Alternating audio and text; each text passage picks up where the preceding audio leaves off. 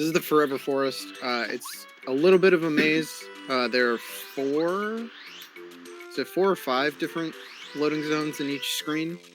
It's 4. Okay, so there are 4, and there's only one that will take you the correct way to the rest of Chapter 3. Also, at a point here, you will get the 3rd seed, and you'll also see a lot of spin canceling.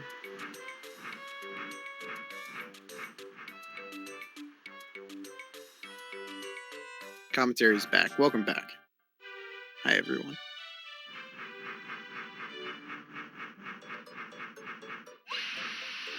This is the 3rd seed.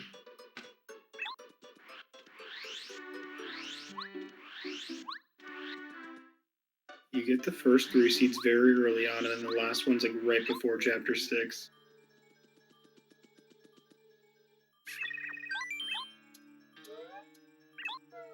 Few enemies in this forest. They're pretty easy to dodge. The fuzzies can be a little finicky as far as like if they choose to do like a short hop or a high hop. Usually you can just spin right under them and you'll be fine, especially if you spin cancel. And we get to the Booze Mansion. I don't know what the actual term for this is, but we'll be getting another partner here eventually after we go through a bunch of arbitrary stuff just to go on with the game. We'll also be getting another upgrade to our boots this time. Seems like Butter's catching up pretty fast. He's down, but he's not out. Yeah. They are very close in times as far as their PBs, but this game can be weird. Can do some things. There's still some RNG chances that could bring them closer, separate them farther apart. Butter gets into an encounter with the fuzzy. Not a big deal. 10-second loss, maybe. As long as he runs away, that's the most important thing. Mm-hmm. And like I said, the fuzzies are pretty weird as far as dodging them. So this minigame here, it's going to drop the record on a boo. If you're like me, sometimes it's hard to see which one he drops it in. But JCog has no problem with that. He grabs it.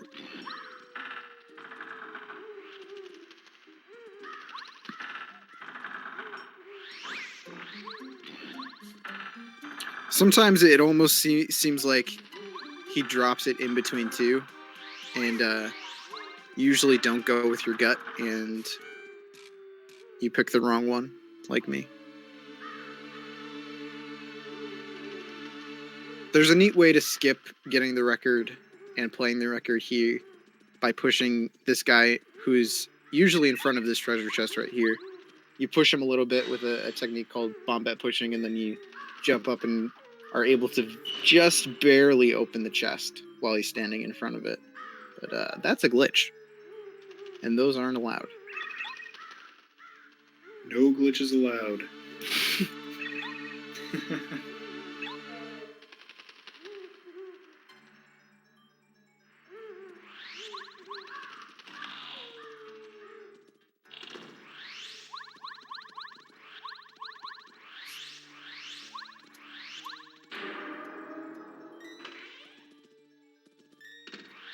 So yeah, JCog is about to get the super boots.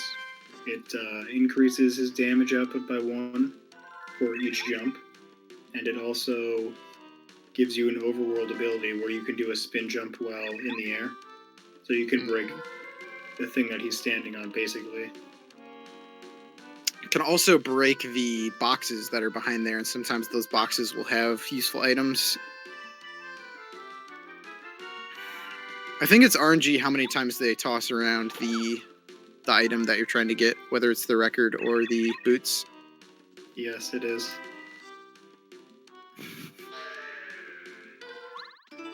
Maxwell. Butter grabs the record. JCog hits the floor. He's almost out of here, just a few more rooms, and then he'll get the next partner.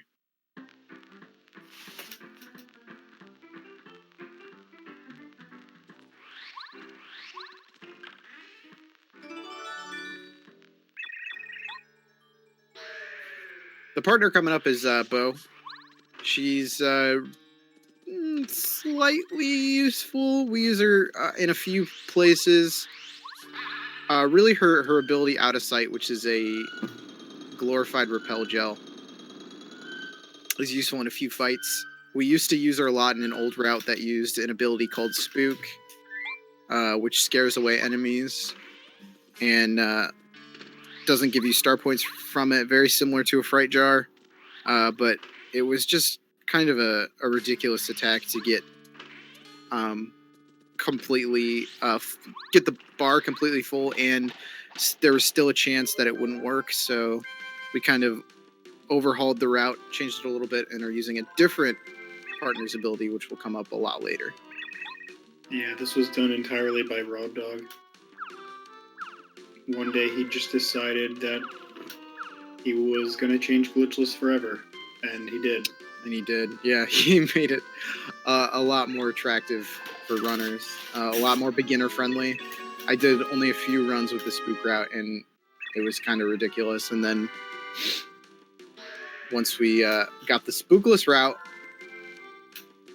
I think that's when a lot of people started picking this game up. We could just grab the card now, but we have to be nice and help rid, I think it's Gusty Gulch, of a menace to Wubba. And that is the story of this chapter, for anyone wondering who can't read Japanese.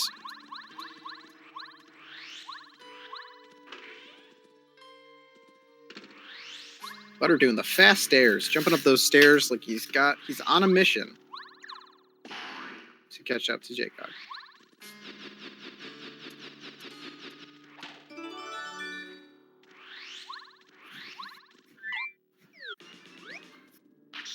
Yeah, the Rob Dog route, the one that both these runners are using right now, not only is it faster than the Spook route, but it's also much safer. So it's almost the same exact route as the beginner route. So yeah, that's very good. They're the only real changes, especially because they're doing the safe strats. There are a few less items you grab, but it's very similar to something you'll see a beginner do, just a little bit faster. This is Blubba. He is the big bad meanie in this chapter. He eats ghosts. He doesn't have a heart, and we don't know why. He's just born that way. JCog's gonna grab a item right here. It is a repel gel, which is the same effect as Bow, except it lasts 2 turns, and is really useful for a lot of fights, a lot of boss fights, rather. Particularly, this one he'll be using in the Chapter 4 boss fight, and then there is another one we'll be using in the final boss.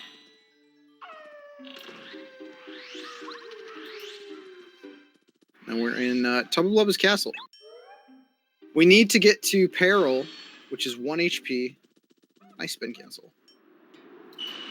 He's going to do that by getting first struck by this Clubba here, and then letting them hit him twice more, because they'll do a couple damage each. And it actually doesn't matter if he won't get into Peril, because he blocked an attack, but that's okay, because he'll be taking 1 damage in a room a little bit later.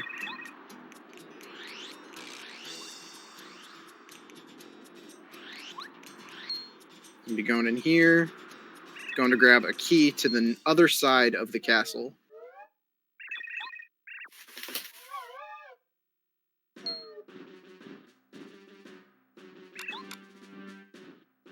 This castle is also filled with these woolly UFO dudes. I don't even know what they're called.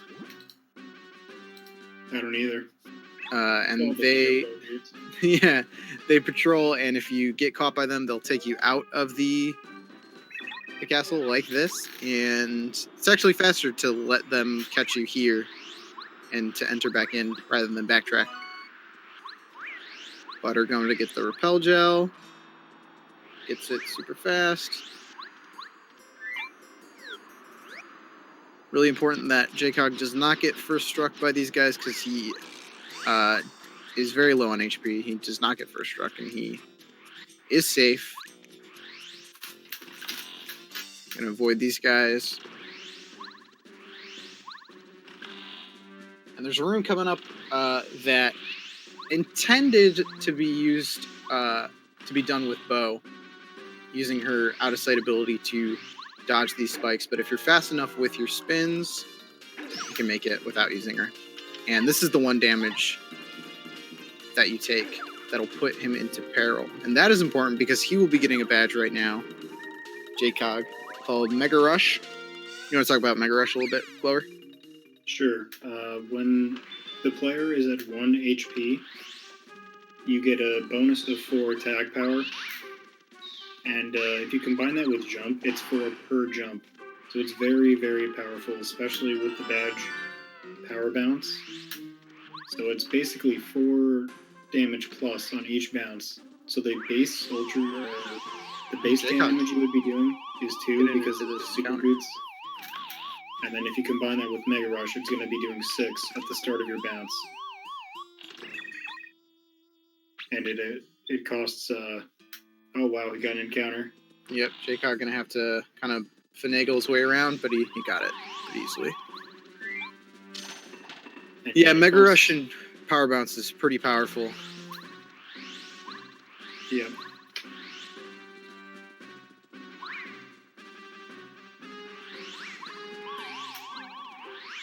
It costs 1 badge point to equip that badge too, so it's a lot of bang for a little buck. But the cost is you have to walk around in peril for most of the game if you want to utilize it. Mm-hmm. Yeah, you get a chance of getting first struck by these guys, which will waste a life shroom, which isn't the end of the world, but it's not ideal, definitely. So very close to the end of Chapter 3 at JCog's side. He just has to grab this key and then run all the way to the windmill, which is on the basically the beginning of Gusty Gulch. Well, Butter goes to grab Mega Rush, saving a little bit of time on JCog just from that encounter JCog got in, as long as Butter can get through this clean.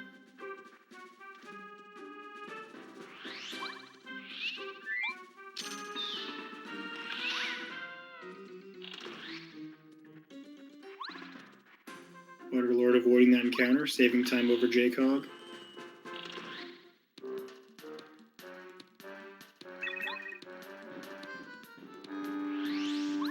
Now, you'd think you'd have to go through the entire castle again to backtrack, but Tubbleblob is a big old fatty. He breaks this floor, so we basically skip a floor, which is nice. And there's even a way in glitch categories to jump down again without having to go through the stairs downstairs, but that's a glitch. Can't do it.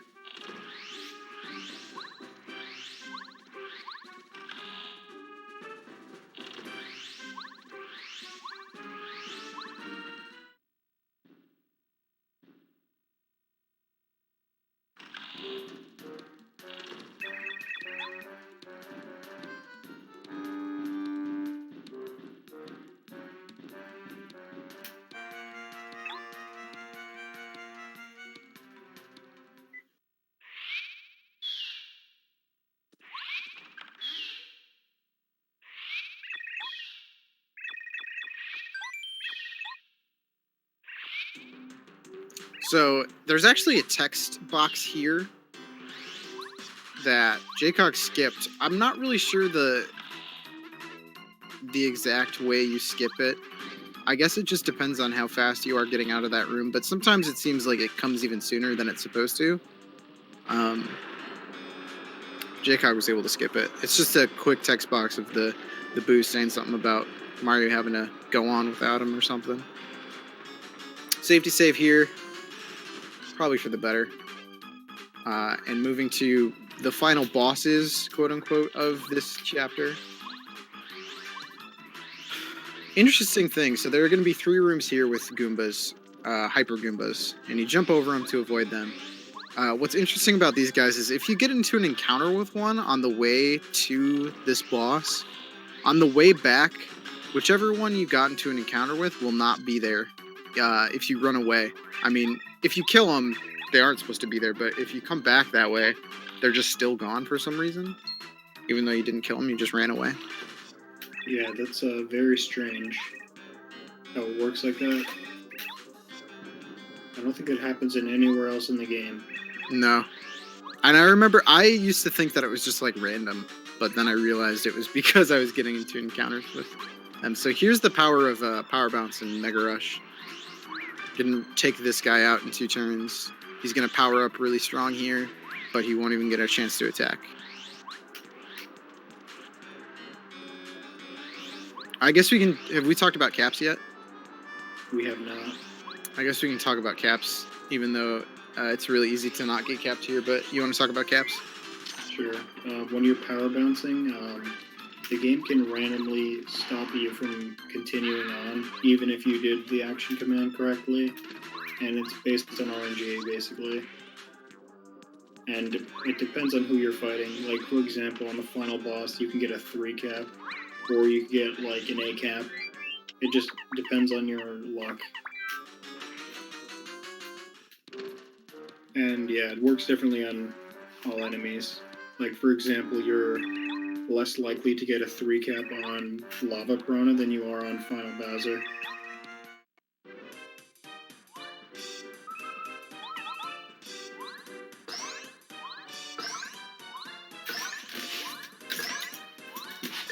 So... is that any better? Maybe I was too far away from my mic. Yeah. Tubba Blubba really doesn't have a lot of HP once he gets his heart. If you were to get into an encounter with Tubba Blubba prior to this, you can't hurt him. He's invincible. But once he has his heart, he has 10 HP.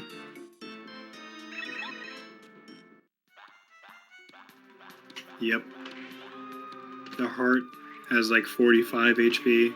It's actually 50, but he runs at 45. And then Tubba has 10.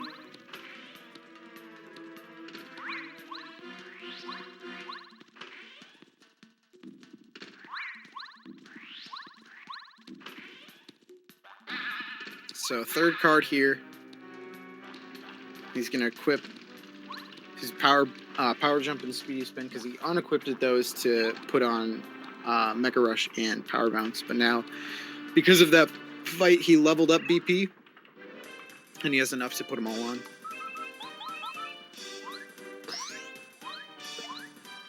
Butter pretty close to catching up here. Yeah, he's definitely saved time over JCog in this chapter. Slowly but surely coming up to him. This is a pretty simple Peach cutscene.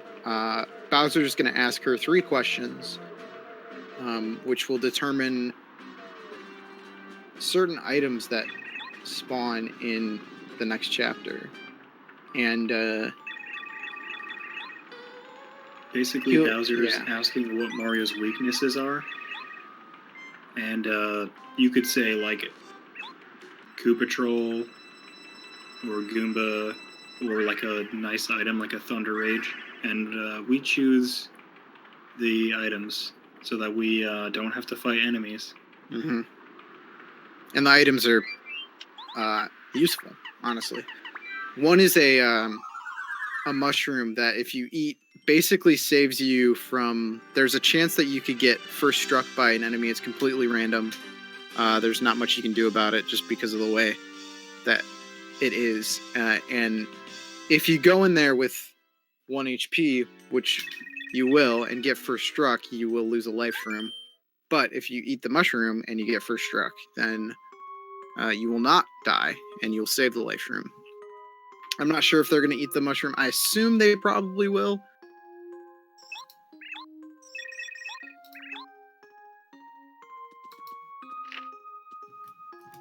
This star is going to give you Starstorm, which is probably the most useful star ability in this category.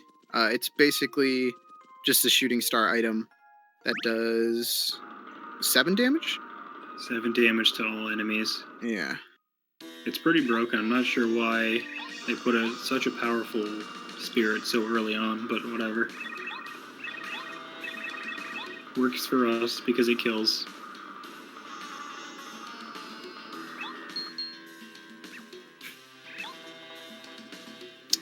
Here comes the third Junior Troopa fight. It'll be a little different this time. He will grow wings. He's a very interesting character. I don't know how he is able to get bat wings, but whatever. So, he needs to block one attack, and then unblock one attack to be put into peril. He gets one. Junior Troopa also has one defense. So the shell shots that normally do 6 are doing 5 right now.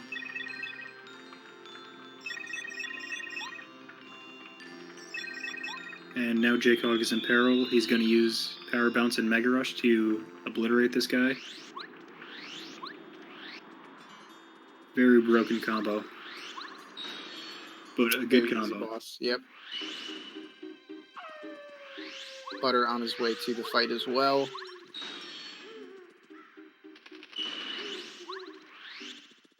Switching to Bo for a little bit of story progression coming up here. Going through this loading zone, going right back through it so we can get to basically the other end of Forever Forest into Toad Town. And we can go right into Chapter 4, Shy Guy's Toy Box. You like Shy Guys? This is the chapter for you.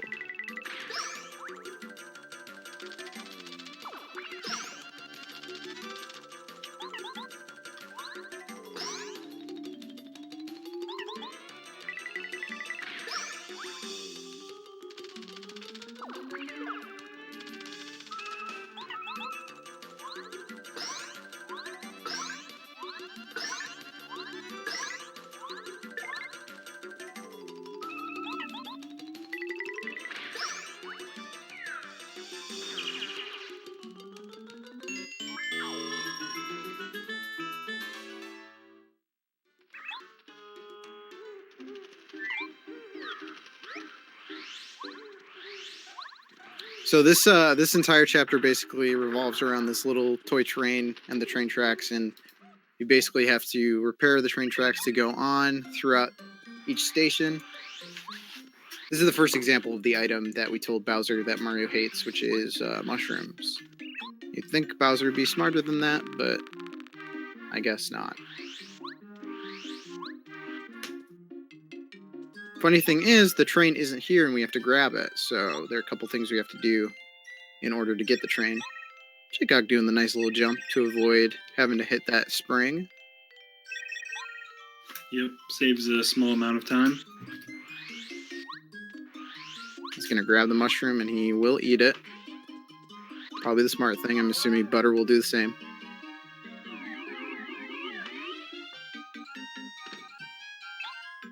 And he grabs the shop key. We're going to be going into Lag Central, which is this Toad Town shop. It is incredibly laggy, but we're only in there for a couple seconds. And that is where the toy train is, which we need to progress through the chapter.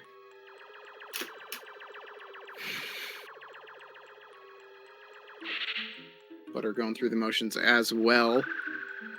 JCog going into the lag shop. Yes, it's not very that terrible. laggy on the N64 and Wii VC releases, but no lag on the Wii U. He's going to be grabbing the toy train and this Volt Shroom. Volt Shrooms in battle electrify Mario, so physical attacks will do damage back to the attacker. It's going to be seen in a mini-boss coming up. Important not to forget to put the toy train into the box, because I've done that several times. Butter not eating the mushroom?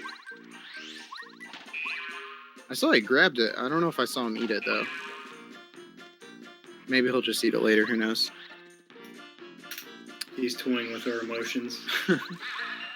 He's doing everything he can to save that time on JCog. So, our next step is to repair even more of the train tracks. The only way we can do that is to flip a switch. The switch is guarded by a big fat shy guy named Gourmet Guy. The only way to make that guy move is to feed him cake. The only way to get cake is to get a frying pan for, I forgot the cooking toad's name, but the cooking toad. Butter making a questionable decision eating the mushroom in Lag City. He should have eaten that in the toy box because it's less laggy in there on N64. But what are you going to do? JCog gonna grab a badge here, Ice Power. Be seeing that in Chapter 5. Grabbing the Thunder Rage. Grabbing the frying pan. Gonna head back out of the toy box, into Toad Town. Tasty, thank you, the Wayfaring Fox, for giving me the name that I forgot. Here is the enemy that can first strike you. It is so far away from JCog, so that's lucky. That enemy could be a lot closer in First Strike Mario. Yeah, I was thinking it was either Zesty or Tasty.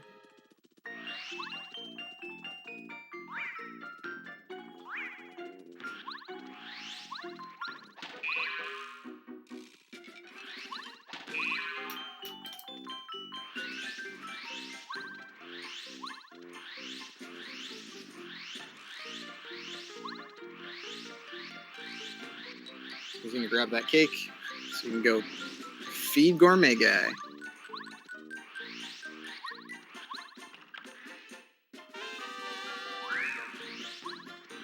They're doing the same. A nice little spin cancel there.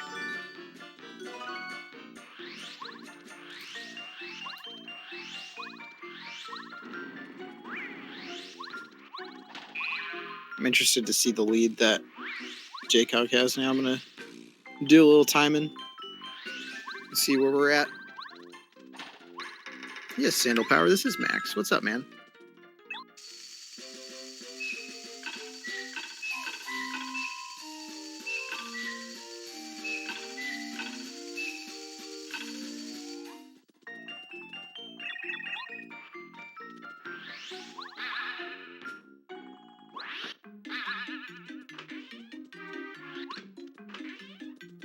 Once we give Gourmet Guy the cake, he's gonna blow up and shoot himself into the sky, which is pretty funny. And he's gonna drop an item which we don't need, so he's not gonna pick it up.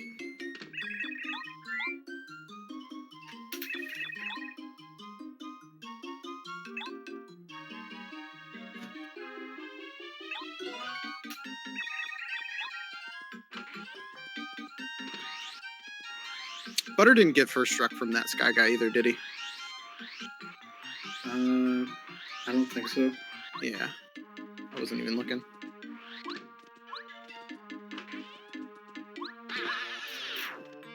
A few more fast enemies to dodge here. Really the fire guys, the pyro guys I think are their name. They're pretty fast, but we're faster. Hit the switch to flip over this track, then go on.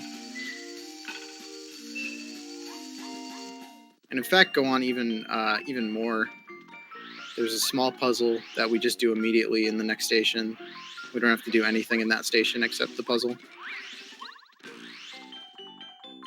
Yeah, pretty cool how they made an entire section of the chapter optional. So With the fat spin cancels from Butter. So JCog's about 1 minute and 12 seconds ahead so far. So Butter gaining a little bit of time from the last 2 chapters.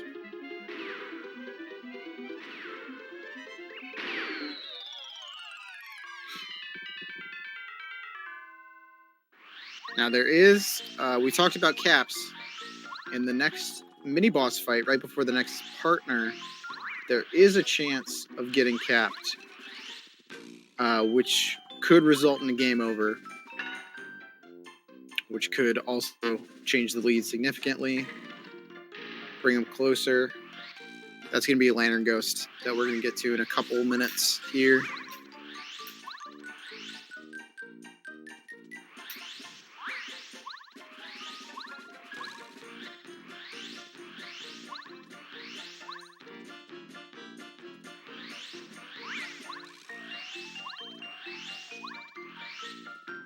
Gonna grab a hidden Volt Shroom here. That is for a boss right before the next chapter. Dodge this Pyro guy, gets a really fast cycle, runs into this dark room for Lantern Ghost.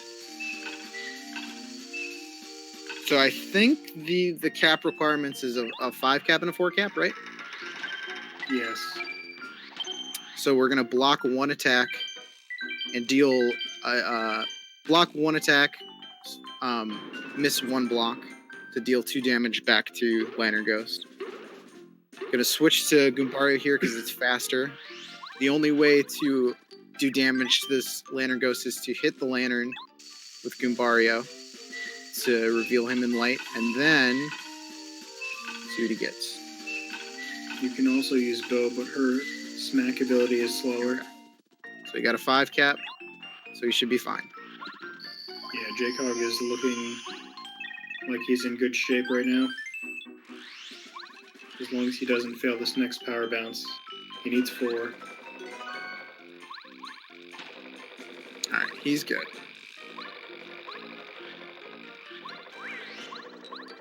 Butter on his way there as well. He gets the fast cycle. They both got the fast cycle, wow. Yeah.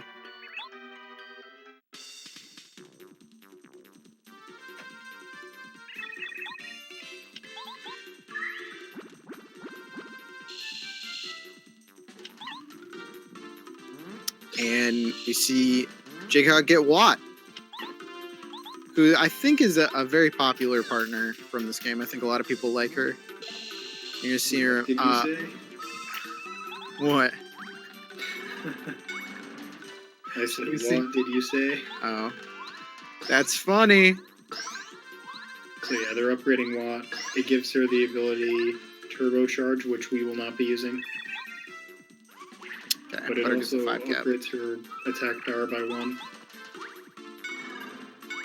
Now, Watt is kind of a unique partner where she ignores defense because her attack is special, I guess, instead of like physical. Yeah, there's a physical special split in this game. Yeah, she's the only partner that actually has this ability where she ignores defense, so it's kind of unique.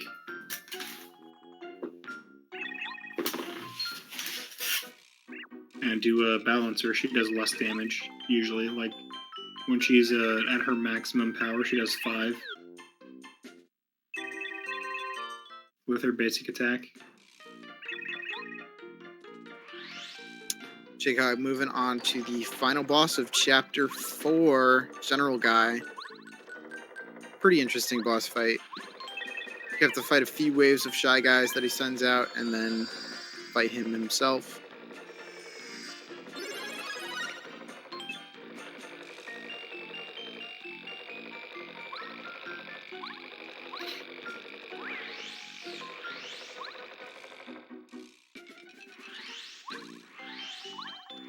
Oh my, okay. Butter is in peril. If he jumped on that Pyro guy, he would have died and lost a life shroom.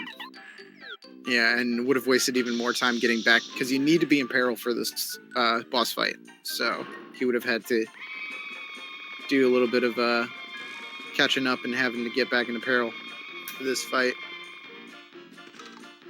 Yes, Watt is a female character. This is the first instance of Starstorm. You'll see. Doing major damage to all enemies on screen. Now, if only if it did damage to General Guy as well. True. Good. That would be very helpful.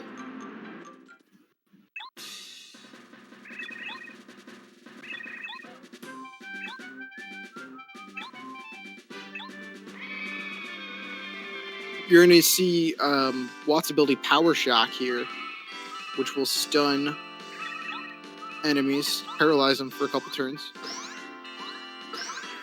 As long as you fully charge the bar, it'll be 100% that you'll stun these guys.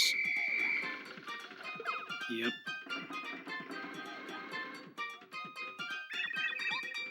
So general guy, he has 2 defense, so he's pretty powerful. There are 2 attacks he can do. He can throw out a bomb or he can throw out lightning. Lightning is a lot slower. And seems to be the more common one. I don't know what the percentages are. I'm not sure either. I want to say it's 50-50, but I don't have the stats to back it up. Yeah. He gets 1 bomb.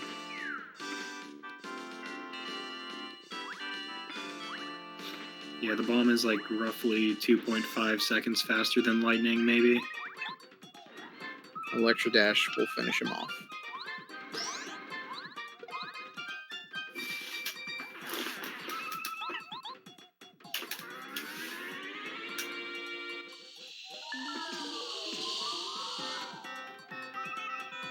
Upgrading flower points again.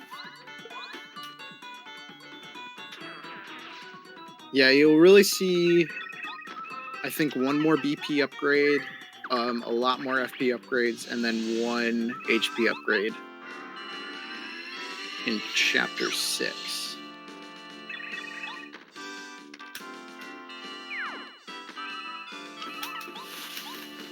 JCog going on to everybody's favorite Peach cutscene, the cake.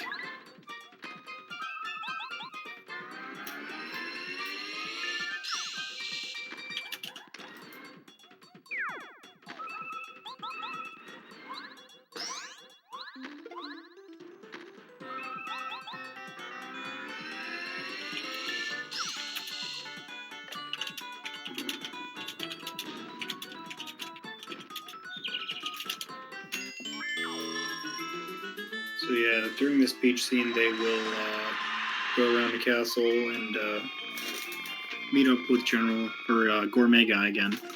He's going to give them a key to unlock a door to the lower half of the castle, and then from there they're going to bake a cake. Takes a few minutes. Oof, JCog cutting it close with that Koopa Troll, but he is not afraid. You can see Gourmet Guy ended up in this castle somehow. Shot himself into space. I guess it's not really space, it's just very, very high in the sky, high in the atmosphere. And he is hungry from all that travel.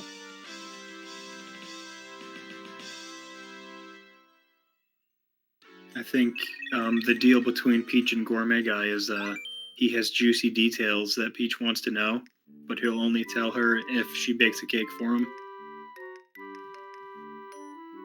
Not sure the specifics behind that, but...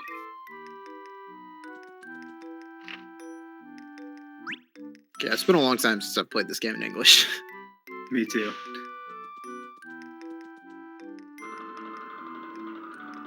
Cake baking, pretty simple. It's your standard recipe. You need sugar, you need flour, you need eggs, you need butter. You need to press A. You need a star giving you directions. You have to quote-unquote mash A for this section, but you really don't have to mash it at all. You just have to hit it a little bit. Not that fast.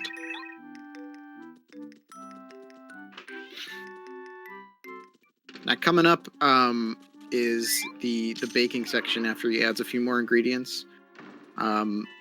Twink will tell you need 30 seconds in the oven for it to bake. I think it's really like anywhere between 23, which is kind of cutting it if you don't know exactly when to start counting, and I think 34 or 32. I think it's 36. Oh, 36. Let me look at the route.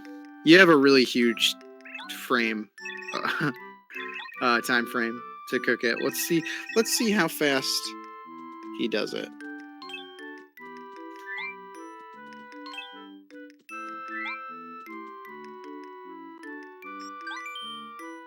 If I was a betting man, I would say JCog's probably going to go for 24 and not 23, because 23 can be kind of weird.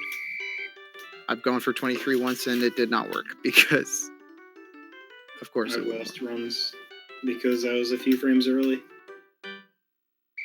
Just too good. So yeah, going definitely in a marathon setting, you should take it safe. Going for about 25 there, I think. Which will work. Gonna grab the cream. Cream up that cake. Gonna grab the strawberries. Strawberry up that cake. And it's all done. You guys can make this cake at home too.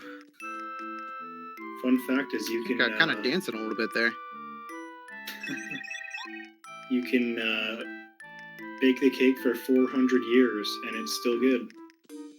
I've tried that once in real life. It was not good.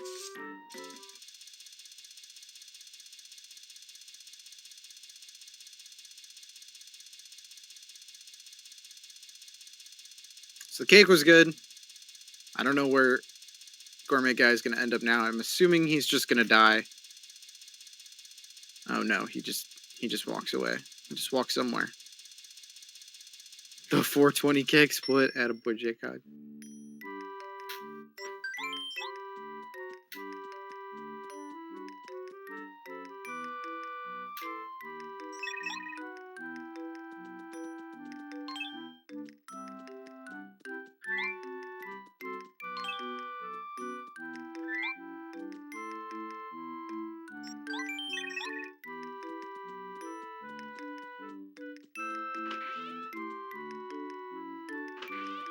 Okay, so JCog heading to chapter 5. He's gonna have to fight a mini boss, the Fuzzy Peed, which is in the stomach of the whale. You have to fight that before he can actually move on to chapter 5.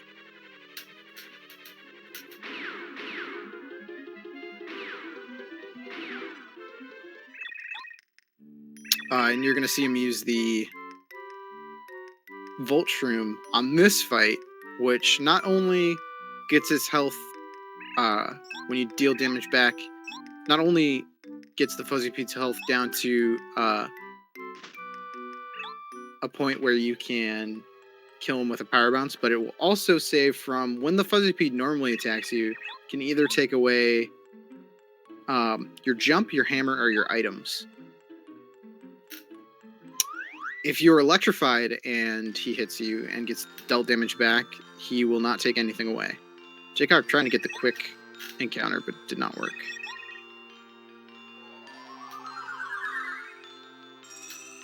Yeah, if you jump just right, you can encounter Fuzzy Pete early and it saves 3 seconds. So you see here, he's just going to do nothing, and Fuzzy Pete actually does exact amount of damage where we don't have to block and we'll be put into peril. So yeah, we're this fight is pretty slow, but it gets us to peril, it saves flower points, and it damages Fuzzy Pete. So 3 birds, 1 stone.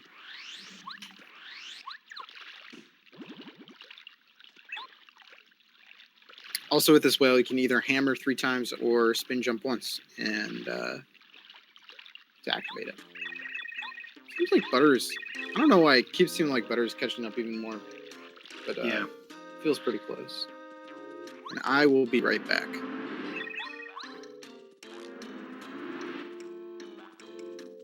Let's see if Butter can do the early Fuzzy Pete. Oh, never mind.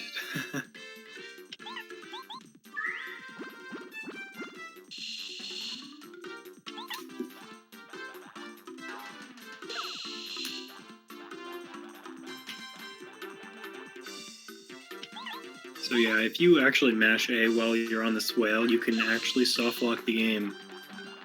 Did you see that bubble that appeared over Colorado's head? You can actually talk to him and crash the game that way.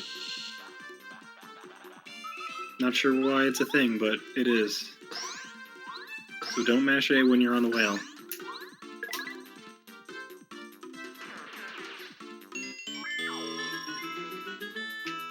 I'm not sure, JCog, actually.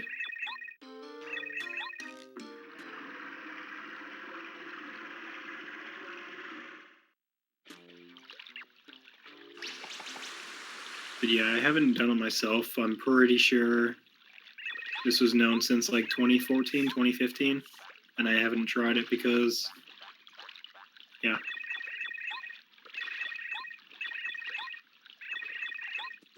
So repel gel, going to be useful later on.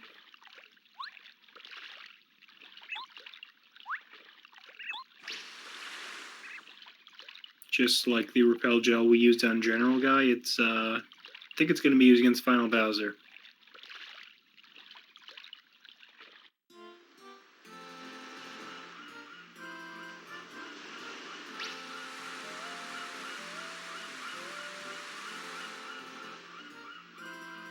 As you can see on Butterscreen, if you press A while you're on the whale during this part, you can have him shoot water out, and you would just skyrocket like he was. Okay, I'm back. Just now. It's a pretty cool hidden mechanic that the devs left in. What are you talking about? I was talking about, you know how, like, when you're riding a whale, you can press A and it shoots water? Oh, yeah. Yeah. So, coming up is the Yoshi hunt. All the Yoshis are missing, the baby Yoshis. They're hiding. We're going to grab our next partner, Sushi. Completely useless in battle. Somewhat useless in the overworld. It's really just story progression. Well, she's pretty useful. I mean, Squirt is good against Lava Piranha, and then I think the Tass would actually use Tidal Wave, because it does, if you're really good at it, it does like 14 damage to everything on the screen. True. I guess in the context of this run, she's really not that useful. But yeah, that's true. I guess she's pretty interesting in casual play. Gonna grab an, ooh, doing the jump over. Very nice. JCog. Grabbing Power Quake. Another very super useful badge, doing damage to all enemies on the screen who aren't flying, I guess. And you're gonna see that used right about now. This, if we were doing the spook route, the old route, this is where you first use spook on these guys, but yeah, it's not really a good idea though, because you would be switching to bow, and then you would be, well, we used to get Peril from this fight, but that's slow because 4 attacks, and then you would have to switch back to Sushi, so it's like a double partner swap and then a spook. It just was a bad idea. Right.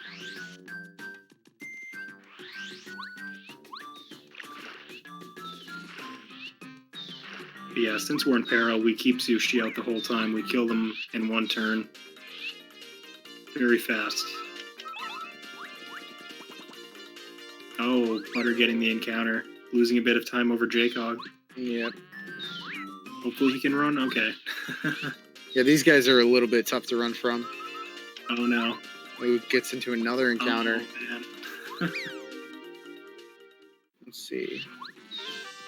Alright, he's good.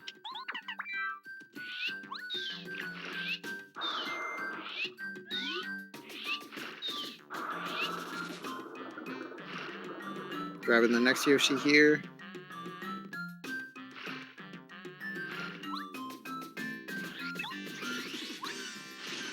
I'm gonna be right back. Gotcha.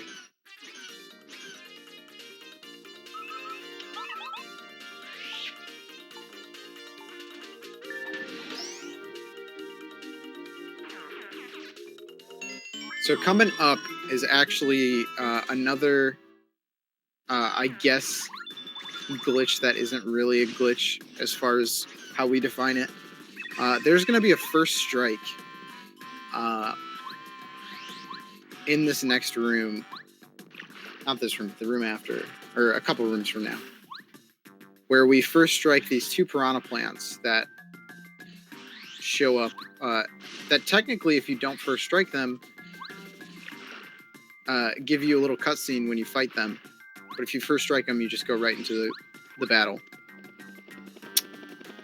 In the English version, for some reason, there are a few instances where the first strike doesn't work. Like, you walk in here and you'll throw Bombette towards this piranha plant right here, and it just won't hit it. I'm not sure what the actual parameters of that happening are, but there are just some points where if you go in the room and you don't have Bombette out and you switch to her, it just won't work. And we kind of had to decide whether or not we considered it a glitch because it seems like it was unintended for the first strike to be able to happen.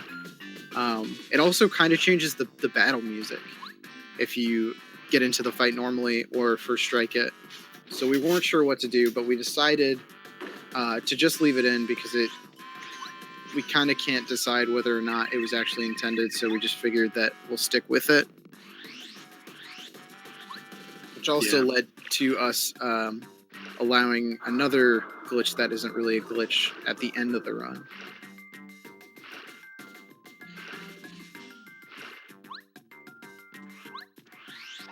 It's also just like a way cooler strat to do that fight. Yeah, the first strike with Bomba is an intended mechanic, and I don't know, they just didn't program it correctly. Like the battle music, if you first strike them. Butter getting into another encounter with this fuzzy. This is his third encounter in the jungle. He still is able to run away. These guys are pretty tough to run away from. Yeah, if he lost Peril, that would have been very bad. He would have had to Starstorm on these piranhas. Losing another 20 seconds or so.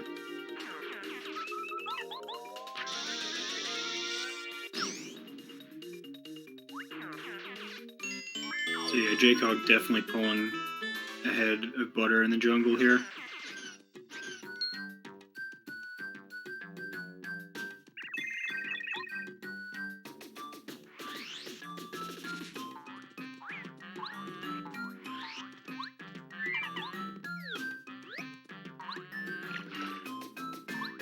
Just a little bit more till we get to the dungeon of Chapter 5, which is the volcano. It's got to get a way to open the volcano. Let's do a little water puzzle here.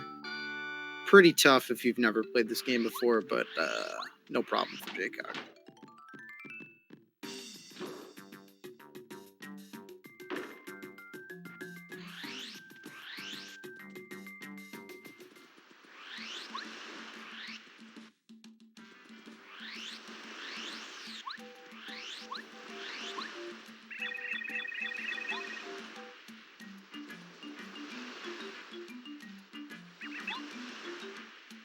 There's one more fight here, which now JCog will not level up on this fight, but Butter will because of both the Fright Jar fail and the extra bullet bill in Chapter 1. So you will be seeing Butter leveling up on this fight that JCog's doing right now, and JCog will level up on the boss of Chapter 5.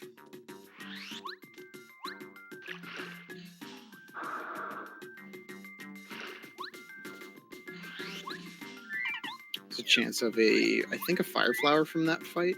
Fire Flower drop. Would just be a waste of time if they grabbed it.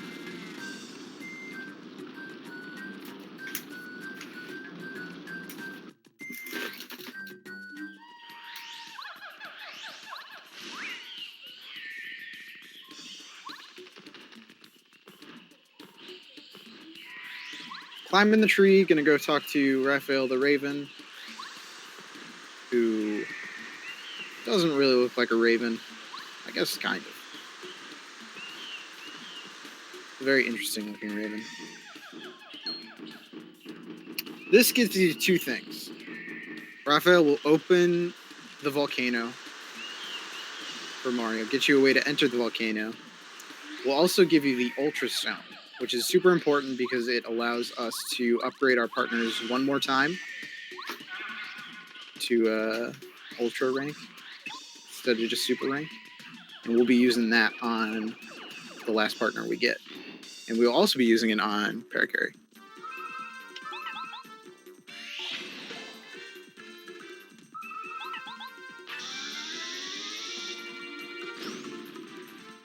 So But yeah, Butter with 69 star points will be leveling up here. We'll be doing FB. Oh, we'll be doing BP. That was my bad.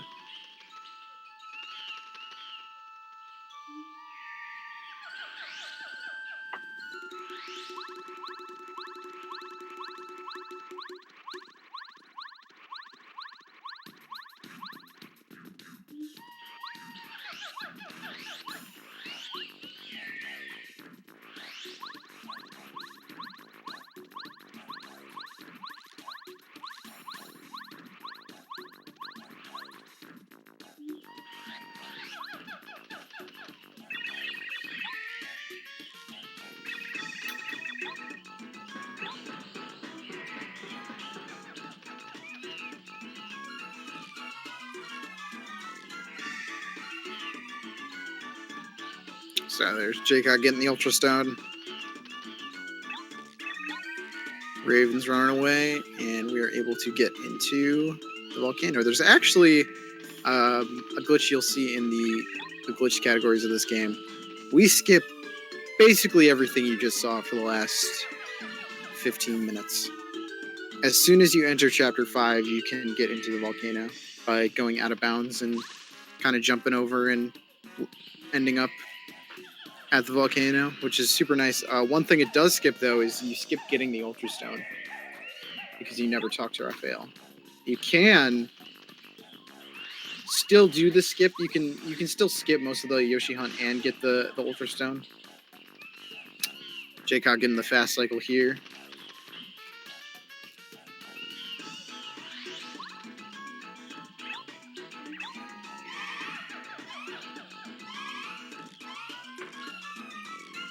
And making his way to get the next hammer upgrade, the last hammer upgrade, and a life room, which is going to be in these next few rooms. The life room is in a hidden block right up here. Grabs that.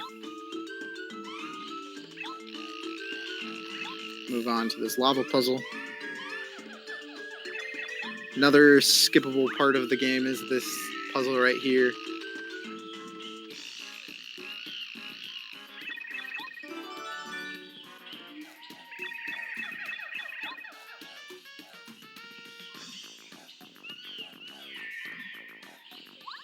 And you can just kind of jump around this instead of having to go all the way around. You are supposed to move all these blocks across this lava, but you can just power carry over it. Saves quite a bit of time. And we grab the Ultra Hammer.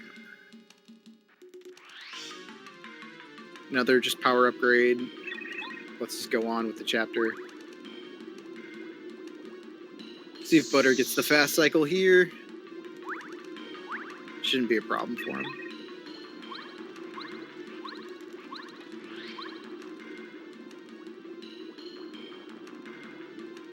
Gets it very easily. JCog moves into this room and will actually upgrade Par Carry a second time. This is what the Ultra Stone is used for, which gives Par Carry an attack that attacks all enemies on screen. It's called Air Raid. In this game, really, the attacks that attack everybody on screen is what you want. It speeds all the fights up a lot. JCog doing a badge equip for the final boss of this chapter. Put on Ice Power because it is a fire enemy, so it will do... Is it 1+ damage or 2+ damage to fire enemies? 2+.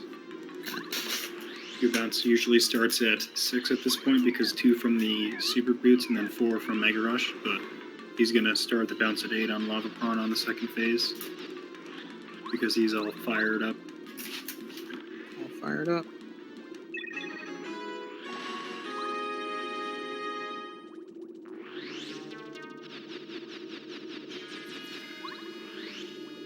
JCog heading his way down to the boss. Not much else to do. This chapter is one of the most broken chapters in the game, really.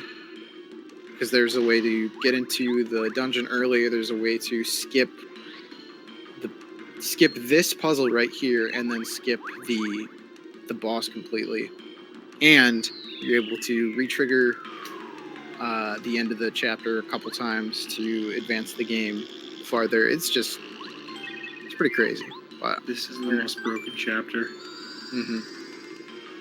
So we just have to enter a little bit of lag here by breaking these blocks and then run away from big spiky guy.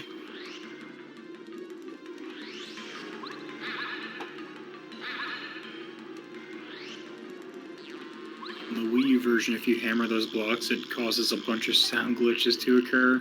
It's very weird. But that's not a problem on the N64 version. Alright, healing up, saving for safety. JCog will be heading into the boss, Lava Piranha, who has 2 phases.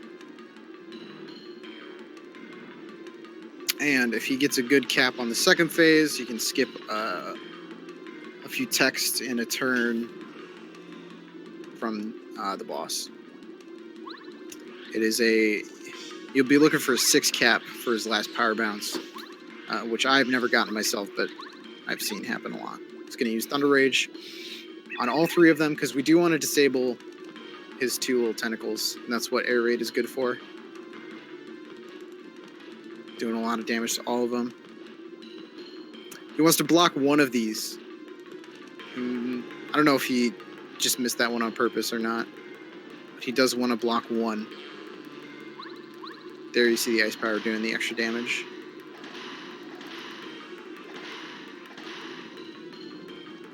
Alright, he gets the block. So now he can Mega Rush.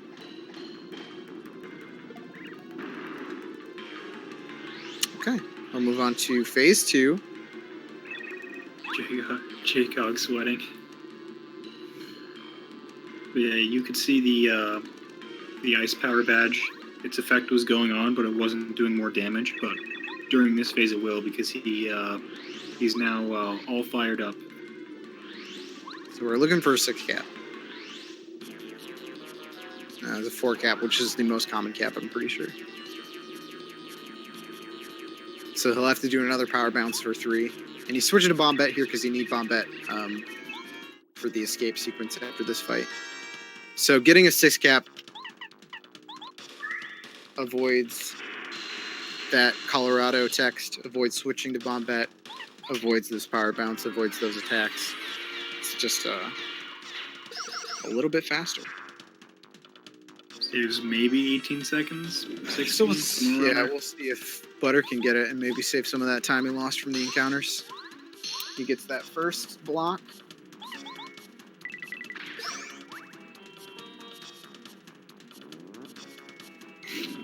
JCog leveled up.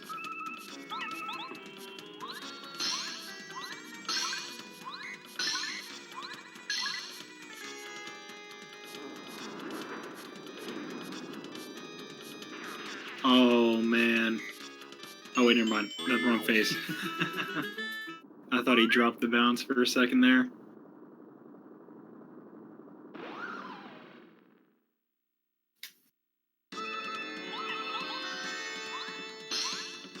Let's see. Yeah, if Butter can get a 6 cap, that'll balance out with his Fright Jar fail earlier.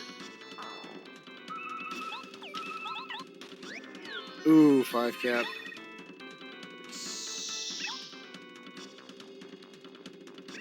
Unfortunate.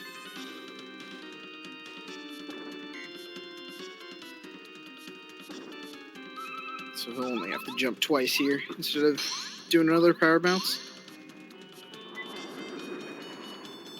Yep.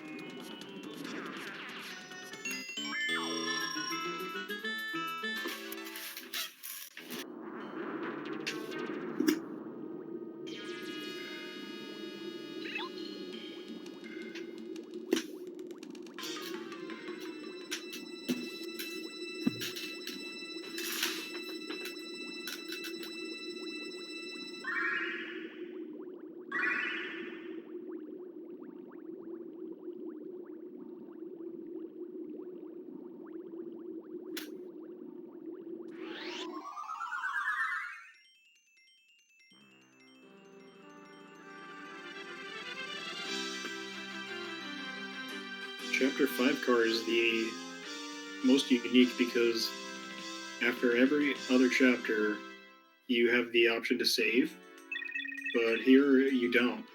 It only gives you that option after you go out of the volcano, and that's part of the reason why Peach Warp works, I believe, in the glitch categories. Yeah. I think in my PB I forgot that you had to escape before the Peach cutscene, so I kind of just stood there for a little bit longer than I wanted to. But here's the Peach, this Peach cutscene, which is the quiz show cutscene. JCog will be answering a Jeopardy-style quiz game in order to... He wants to actually lose the game and get the consolation prize, which is a parasol. Just a plot device to further the story. If he wins the game, the prize is actually a Jam and Jelly, which you can store in a chest that Mario can get later, but that's slow by a couple seconds. So he's going to be answering the first answer for all but the last question, which he will answer the second answer, and that will lose him the game. And the other two Koopa Trolls will also lose. No one will win. Yeah, 10 questions total. He's going to answer the first 9, and then second option for the last. Now, if you're playing this game casually and you don't really care about this, you can just mash A through this and you would still win the Jam and Jelly. So that's cool. Heck yeah.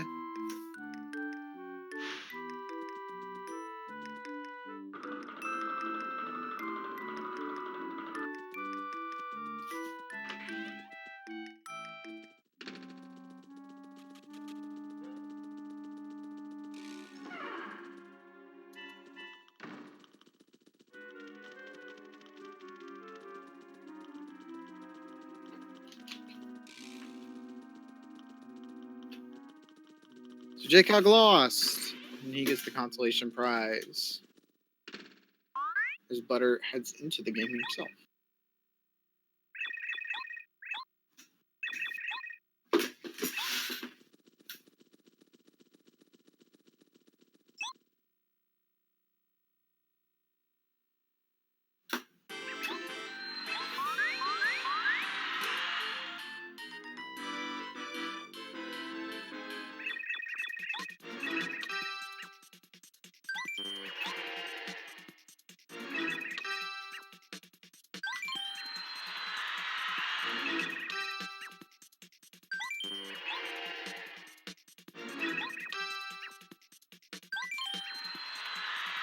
So right before JCog heads back to Toad Town, we will have to get the last seed for Chapter 6.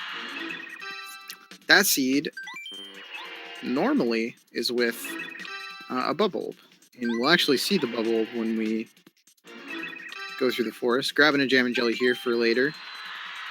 That's for a little bit into Chapter 6. So we saw that chest drop in this forest. We're going to go check that out.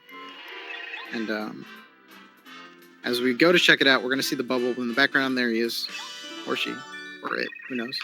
And if you went to talk to that bubble, it would say something about how it doesn't have its seed anymore. Because it gave it to someone. An adventurer of some kind. And we see depressed little Colorado. We're going to give him this ancient artifact. And he'll be like, well, thanks. I got this seed. You want it? And luckily, that's exactly what we want. And it all works out in the end. It's a good thing that Colorado has the seed, otherwise we would swim to that flower. Yeah. So, coming up is yet another Junior Troopa fight. This one is super easy because Junior Troopa only has 20 HP. His HP actually gets cut in half because he's swimming too much, and he is no Michael Phelps. He's very out of shape. I believe you'll see Butter just did it. He equipped Spike Shield because Junior Trooper will actually grow a spike on his head. He keeps trying to get stronger, but to no avail because Mario is just way too strong for him. So Spike Shield will ignore that spike, and we will power jump right back on his head. And we'll be taking damage here from him, not the full damage to get into peril, but enough to where there's a fight right at the beginning of Chapter 6 that will put us into peril.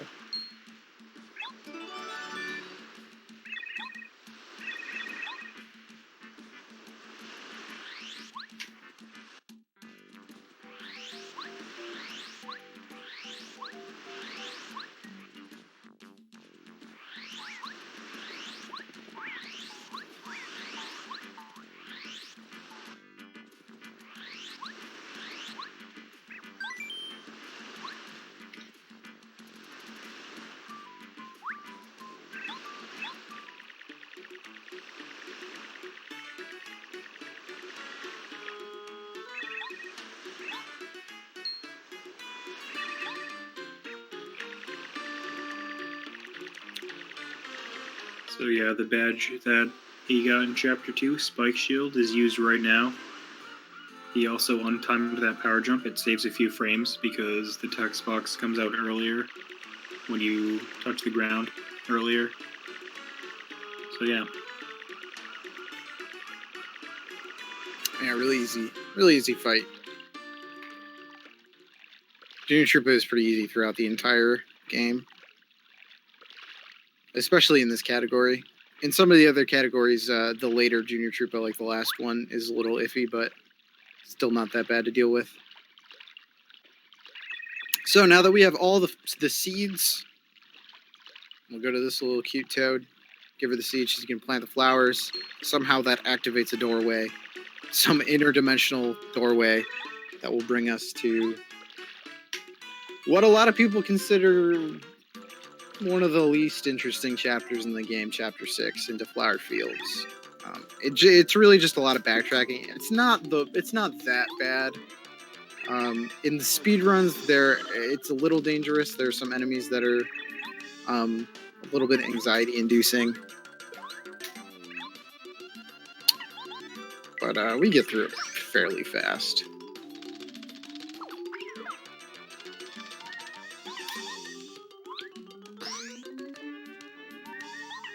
There's also a little bit more RNG with a Fright Jar use in one of the first fights here.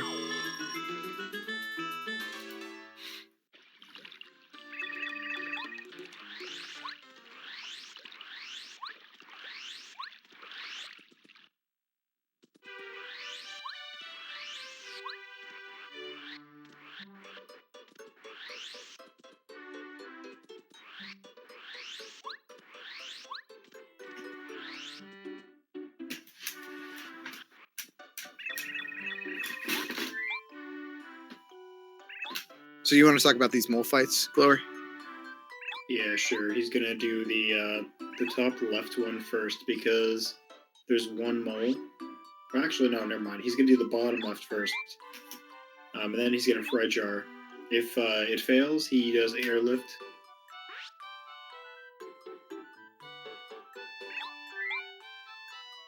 Yeah, it only wastes a little bit of time. And it gets them both. That's pretty good. Wow. Very lucky. So now he can beat the Jam and Jelly in the battle because he needs more FP for the upcoming fights. JCog getting pretty good luck throughout this entire run. And he has to kill this one to get experience. Mm-hmm. Now he's in peril. So you can just jump to, and now he has full FP to do power quakes and air raids on these next two fights. This one will actually level him up, and he will level up FP, I believe. Or is this the HP level up? Oh, this one isn't even a level up. The next one is. So So this one is a formal fight.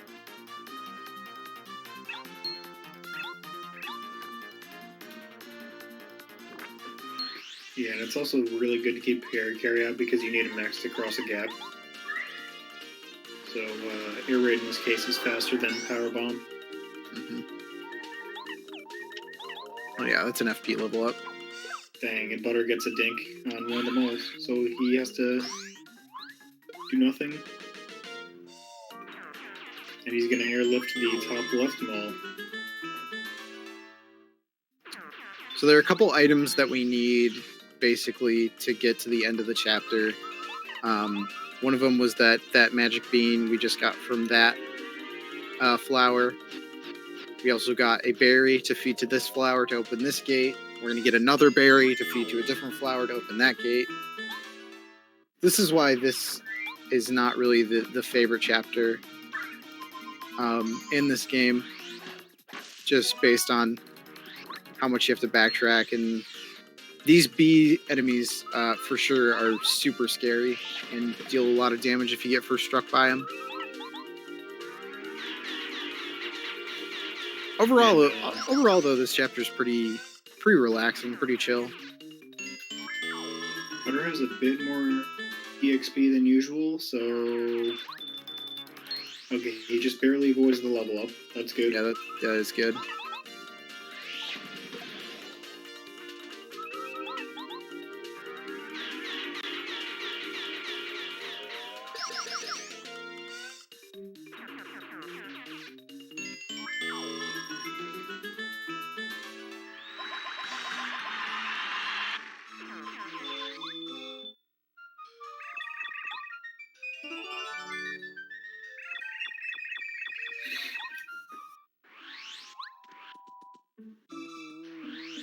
So that flower is pretty sad. We need to get the water stone for her. We got the blueberry to feed to a different flower to progress, get a couple items so we can get the water stone. It's a whole thing.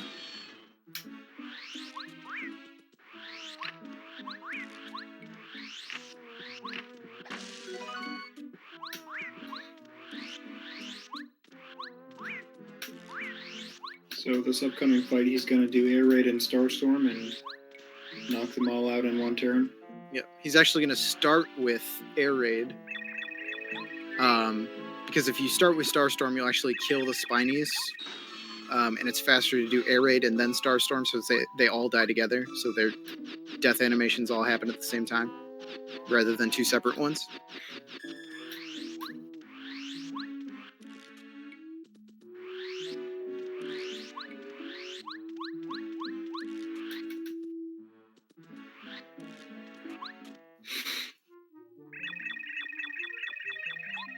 And he'll be going through this maze.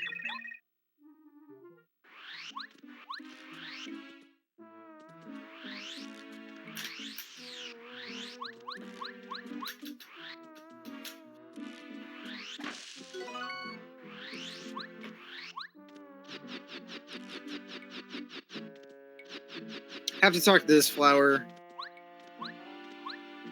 because they have the water stone that we need, but want something that we have to go back and grab.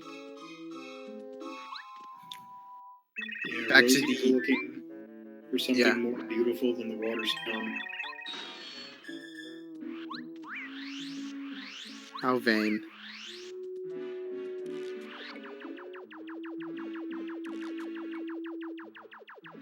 And the only thing more beautiful is the crystal berry, which you get from Rosie, I think her name is. Man, I don't know any of the names of any of these flowers. I think Rosie has the water stone, and this is Posy, the yellow flower. I'm reading this from the route. Nice. So we're going to take this back to whatever Lower said that flower's name was to get the water stone. Yep. Bring it back to the other flower. I don't know whose name is. We do all of this to get the mystical water from Lily. Yeah, that's it. Because we need the water, the bean, and the dirt. All the magic stuff to make a magic beanstalk. Get to the top of the clouds and fight the Cloud Master Huff and Puff. Really interesting stuff here.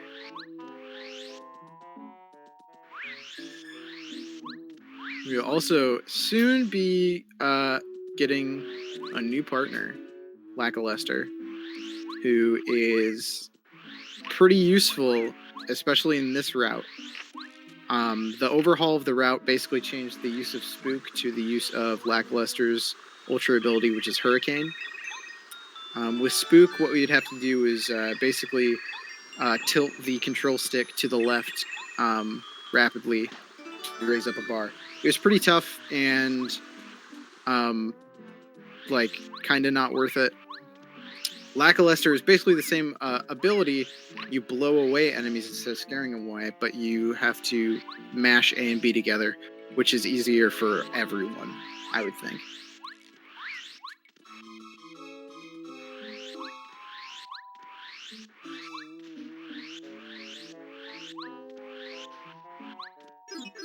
Yep.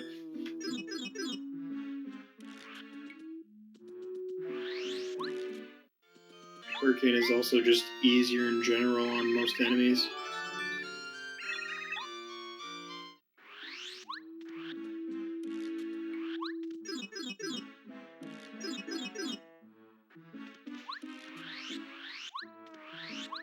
So we'll be using Sushi to swim to this bubbleberry tree, grabbing a bubbleberry. I'm not sure if they're going to grab a backup one. He will be grabbing a backup one because they do heal 5 HP, I think, and that's useful in case our HP is knocked down a certain way.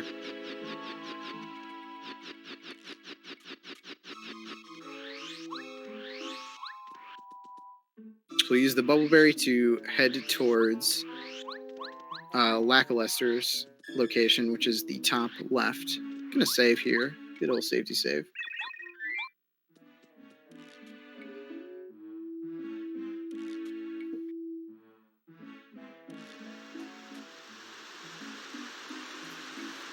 So yeah, this there is a Bazap in this room. It's just the giant bee that you saw earlier. He can hit you sometimes, just randomly. Mm-hmm. Just like the Sky Guy in Chapter 4, it just depends on his location. Seems to be good. Yep. Nice. JCog's Right. If you're at 9 HP for the Lackluster fight, you don't have to block any of his attacks. Yeah, it makes it a 3-turn fight instead of a 4-turn fight. Mm-hmm. Gonna blow up this wall, and nice. Got pretty far up the stairs. You can throw Bombette over there and run back around up the stairs to save a little travel time.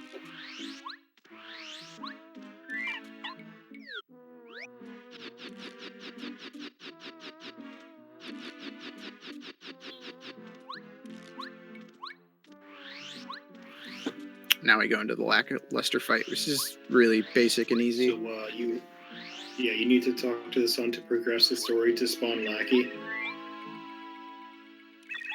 And yeah, in any percent, if the sun wasn't there, you couldn't progress the story, and you couldn't get Lackey early if he wasn't there. Praise the sun. Praise the sun. Yeah, you get Lackluster early in the any percent route, and actually getting Lackluster early basically makes it impossible to finish the chapter without reverting back to a previous state. Because once you get Lackluster, you're not able to get the other items used to grow the beanstalk, I believe. And got a 4 cap, so he has to do a shell shot for the kill. Mm-hmm. And I believe he has to eat his Stinkier because he needs FP for air raid in the next fight. Right. So So yeah, that's a bit of RNG. It's like a 16% chance to get a 4 cap there, so that was really unlucky. But it's okay. Only waste a small amount of time.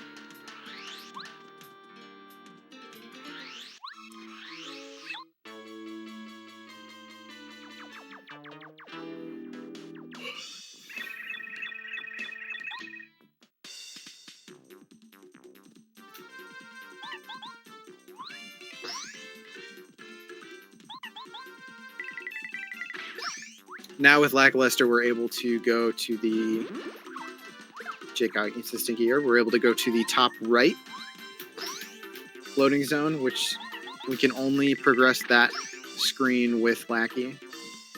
Because using his abilities outside of battle, we're able to float on over these spikes. And we're going to do a quick puzzle here.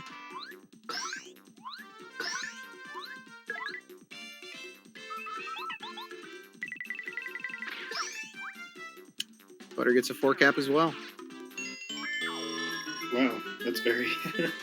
They're getting similar RNG in a lot of places.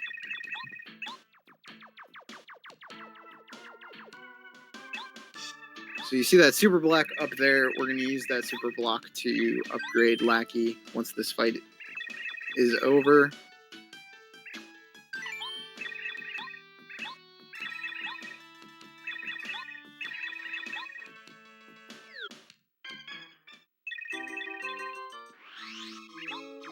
Getting into this fight,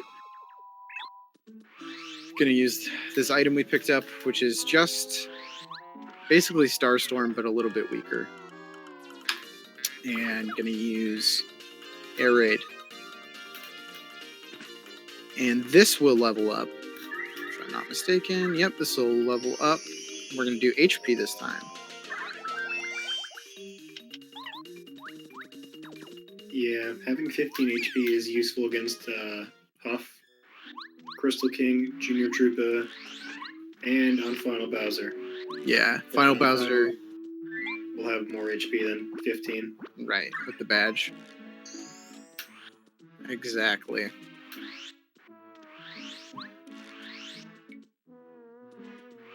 So we're able to destroy that. I guess that was a cloud making generator, I guess, and destroying the machine lets the sun shine in, and in conjunction with the sun, the magical bean, the magical dirt, the magical water, you can create a giant magical beanstalk that will take us up to the final boss of this chapter, Huff and Puff. But first, we'll be going around here, grabbing the super block, giving Lackey an attack that he will not use. I believe that's Cloud 9. Yes. The good thing about this upgrade block is that you already have Lackey out, and you need him next, so there's no extra partner swaps while upgrading him. So it's a really fast super block. Gonna make sure to talk to Tree so we can put in the dirt, the bean, the water. We have a quick little cutscene. Quick, long cutscene. Yeah, this cutscene's long. For some reason, we need to get the soil, even though there's already soil on the ground. It's always dirt. It's not magical soil, though. I guess. That's peasant soil. We need the good stuff.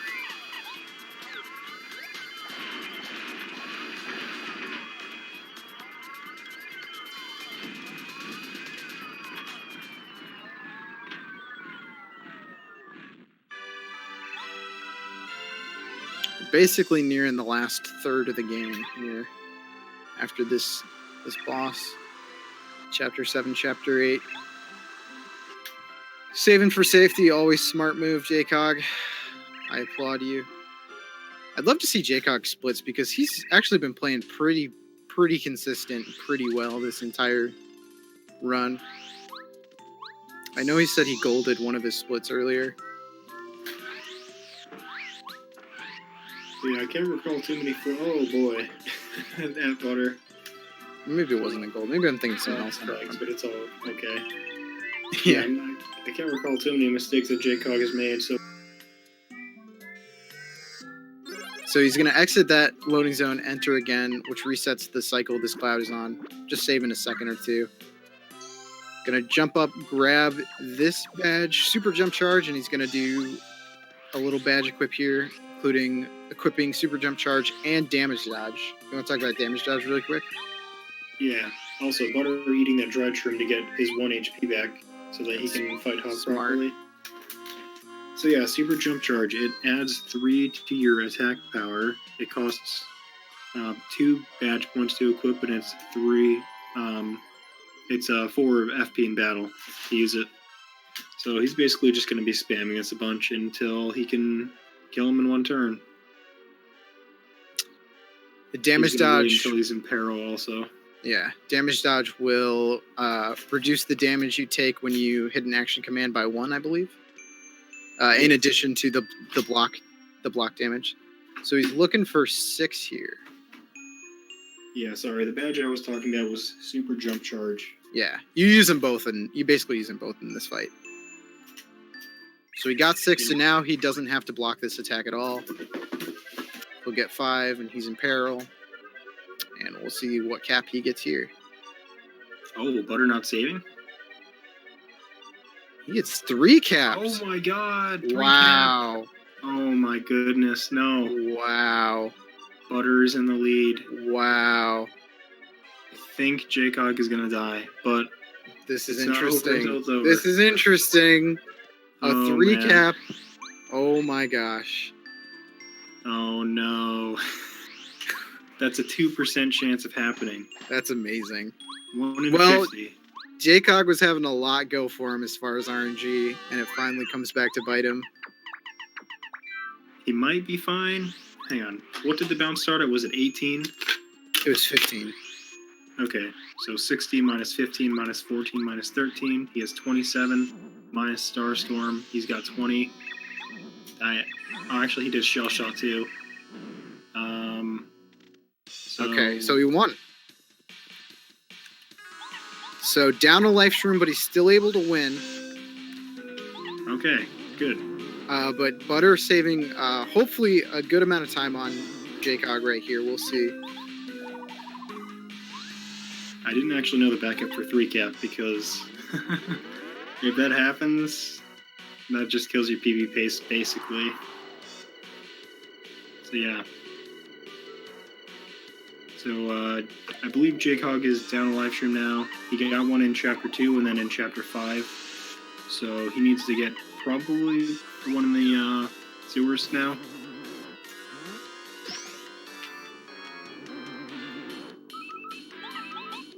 Unfortunate.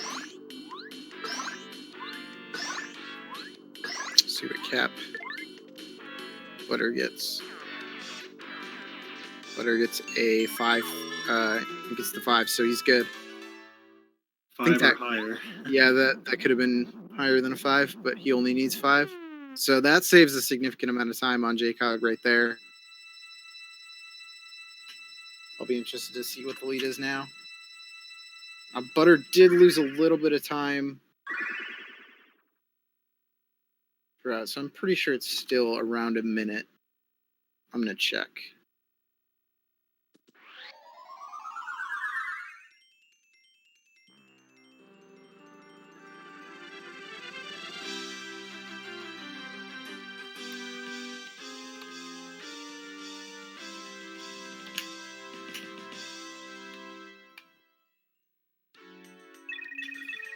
This Peach intermission, basically just in the spirit of Chapter 6, is a backtrack nightmare. We use the Parasol to turn into a Koopa Troll, talk to a Koopa Troll, tells you that they want to see a Clubba, you walk back down, go to the Clubba, use the Parasol to become the Clubba, walk back up, tell them that you're the Clubba. They're like, oh man, you're the Clubba. You can come on through. It's just a lot of walking. Luckily, though, it is the last intermission that we have to do anything. Yeah. Not even sure what we're doing here.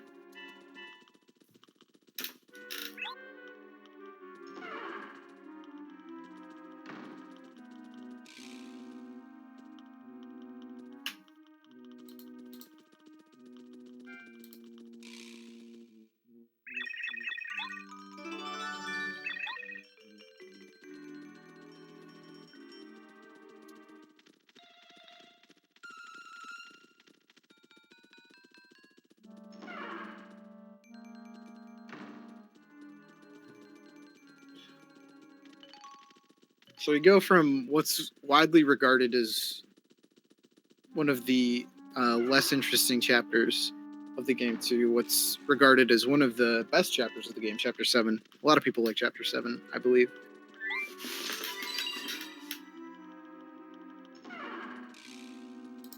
JCog really catching a break, being able to finish out that fight with the backup. He's still a minute up from Butter, it looks like.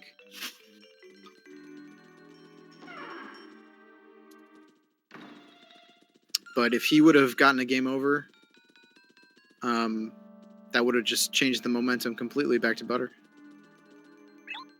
Yeah. Still pretty good job catching up here. Definitely not over.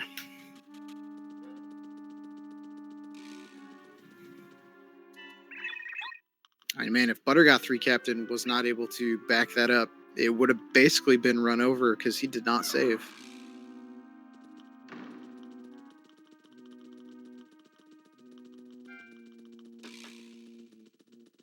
All right, so a couple things need to happen before we go to Chapter 7.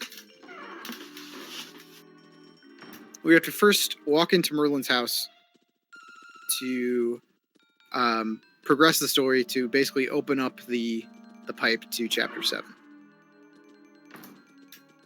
Then we have to go grab the Ultra Boots from down in the sewers, which includes fighting Blooper, and most likely grabbing a backup life room. You'll also be upgrading Lackey one more time in this basically intermission between Chapter 6 and Chapter 7. So this cutscene right here opens up Chapter 7. So we could go there right now if we didn't need to grab the Ultra Boots. JCog getting a little lost. That's alright. He was going for Blue House. He's about to do Blue House skip. So yeah, the blocks on Blooper actually do matter. Ideally, they hit both.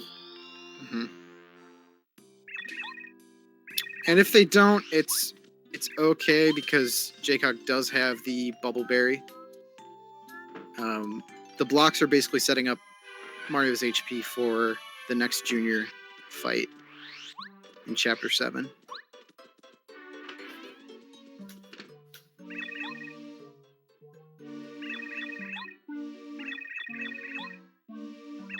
Oh no. Oh, misses the block. That's okay. He'll just eat the Bubble Berry and he'll be at 15. And honestly, being at 15 is a little bit safer because you only have to block one of Junior Troopa's attacks, and they're kind of weird to block. If you get used to it, it's not that bad, but that's basically the gospel of this entire game. Once you get used to everything, it's really easy, but... Yep. So, just managing his way around this room. That's funny. Running in here. Choosing not to do Clippy Boots, which is interesting. Yeah, I wonder why he doesn't do Clippy Boots. He's going to grab the Ultra Boots. And most likely grabbing the Life Room in this room. Which can be kind of weird because these guys see you very quickly. Alright, he grabbed it without getting into an encounter, which is nice.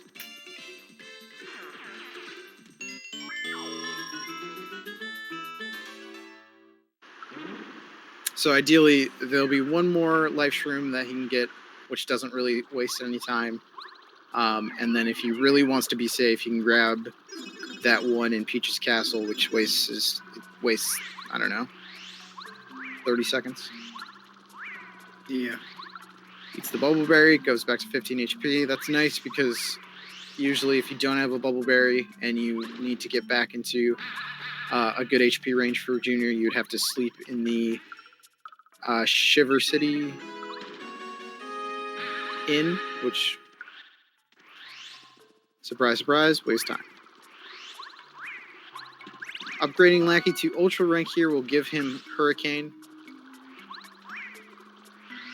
Butter grabs the Life Room.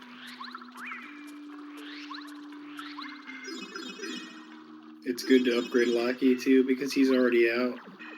Yeah. Heading into chapter 7, which starts really slow. It's weird that a lot of people find this their favorite chapter, because the beginning of it is kind of slow, unless you're doing a glitched run. It starts with a murder mystery. JCog switching partners while opening that door to save time. And that's another reason why upgrading Lackey isn't slow. Because you have to wait for that door to close before you can open the next one.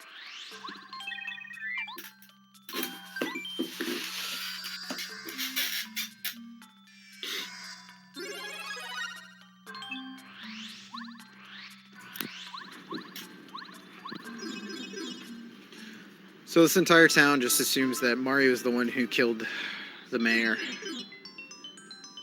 He did.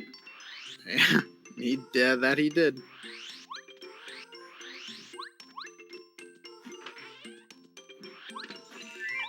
I always thought these penguin guys, which are called Bumpties, I always thought they would be really cool partners to have in a Paper Mario game. Because I think in Super Mario World or Yoshi's Island, they basically just like bounce really, really high. So they would basically be like kind of like an Ultra Boots replacement. You can just use them to bounce up super high. That. Yeah, dude. Intelligent Systems, you can hire me if you want to. Let me make your next Paper Mario game. So grabs the key to get into this building right up here. You're able to actually just clip into this building with Lackluster, which is a huge glitch that saves doing that entire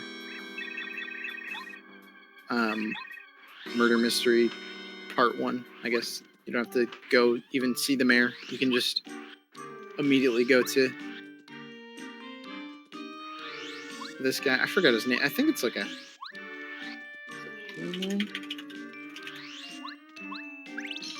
It's Herringway. That's his name. It's a hilarious name for a penguin. He's also apparently a writer. He'll be doing another quick partner switch in front of this door. Going to Park Area for this next fight, which is going to be the junior fight. Now he has 15 HP, so in the junior fight he'll only have to block one of his 2 attacks. If he somehow misses both of them, there's a backup by just using Smooch, which is one of the star power abilities. Heals 20 HP. But shouldn't have a problem with it. What's up? For some reason, if you pause in this room, the detective turns into a regular penguin. Really? Yeah, it's really weird. That's amazing. Yeah, you guys should try it sometime, just not in a glitchless run. Yeah, if you ever have to do bad, don't do it in this room. If we allow Luigi skip, we should allow normal penguin, detective penguin skip.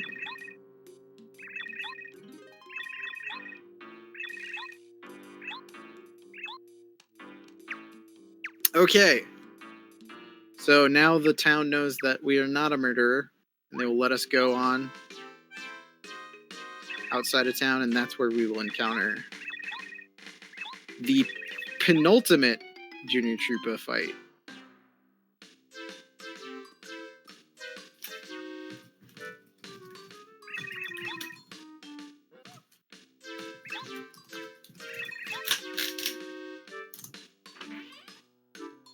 He says, screw the wings and the spike and just give me a cane.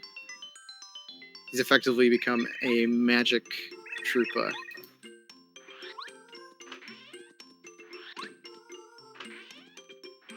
Alright, got the first block. Because of damage dodge, he blocks 2, so unblocked it will do 8 damage, which will put him into peril.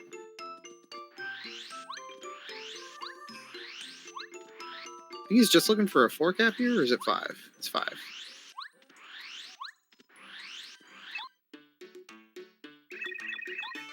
Butter, pretty close. to JCog at this point. We could see some lead changes coming up within the next couple sections.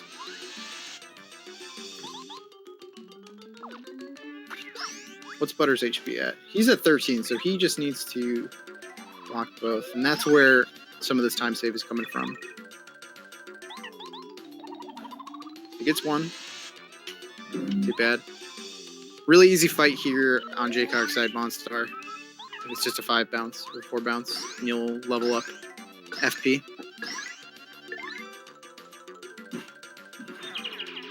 Butter gets both the blocks, gets a 5 cap. Pretty nice.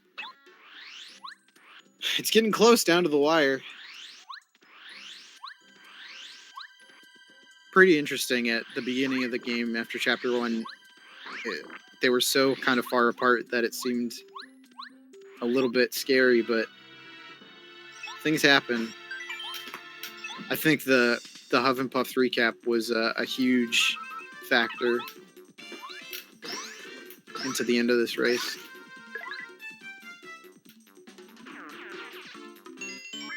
For sure. I'll be really interested to see their final Bowsers and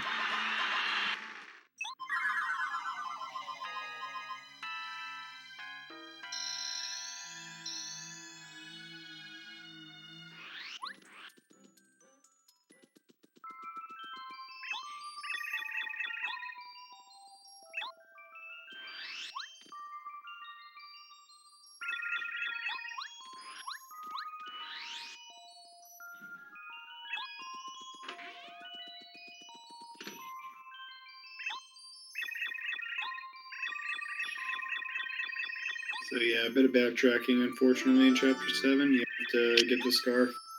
Or is it the bucket? I don't even know. I think it's the bucket. it's the bucket, yeah. You gotta get the bucket from the mayor. It's not the worst. Not the worst bit of backtracking. Definitely nothing near as bad as Chapter 6. Switch into Cooper right here. For a switch you have to hit in a little bit.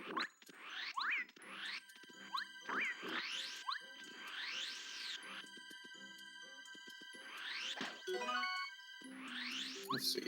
Didn't see... Okay, yeah. I didn't see JCog go for it, but I probably just wasn't paying attention. But there's a Repel Gel right here, which is a very good backup for the final Bowser. I'm assuming JCog grabbed it. I don't know why he wouldn't. Shoutouts to Quizmo. Quizmo just coming around, hanging out all day.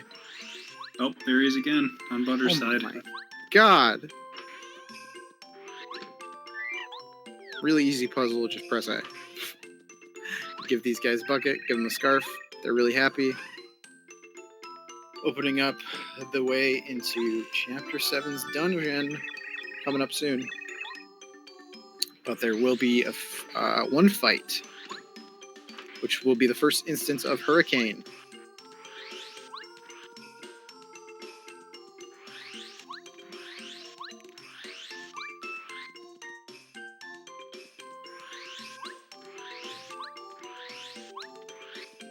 I'll break this ice.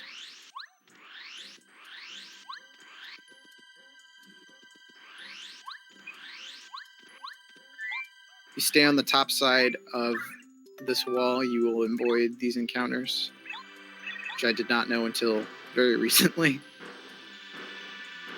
Okay, we got 2 Coopers here. Very interesting.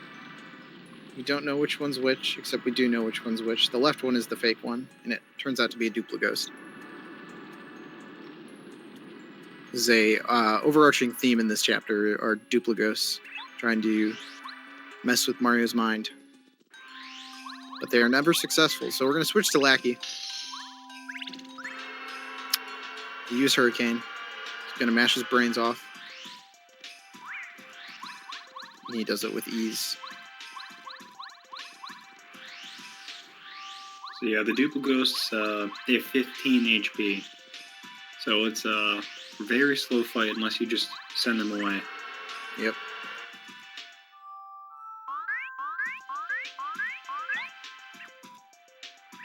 How much HP do the Ice Clubbers have? Or the, I guess, no, I don't know what they're actually called. But the 12. 12. Yeah, so it's just way faster to use Hurricane on these guys. Yep. Okay, going through this wall. Glitching through this wall.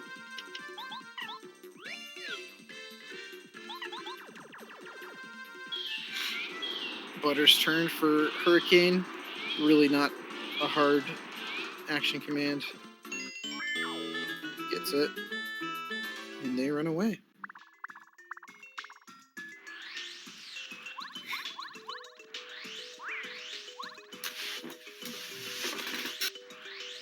And that's the Starstone to raise the staircase. You can skip this, but yeah, it's a glitch if you do. Yeah, you basically go out of bounds and stuff. Right. Yeah, a lot of glitches in this game all abuse out of bounds and the out of bounds mechanics that Mario has, which is basically using his momentum to move further out of bounds, and when you pop up in a different place because of how far you've moved. But we're just gonna stay in bounds here.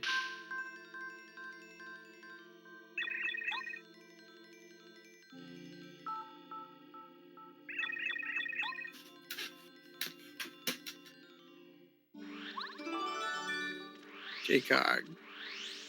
Slow and steady, jumping up the steps. Creating a glitch with a bombette. Run disqualified. Ouch. Ouch. That's it, folks. That's it. Looks like we have a winner. For some reason, if you, like, jump up the stairs, like, that just happens. So, I mean, what can you do? So, Ice Palace, Crystal Palace, whatever it's called. It's pretty cool. Very interesting.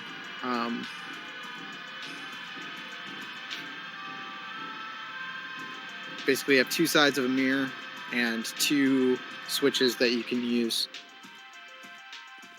I don't know what a good way to explain what's going on here is, but it's really just grabbing a key to get through, grabbing another key to get through, to get to the final boss of this chapter. We will be grabbing one badge and an item in this dungeon.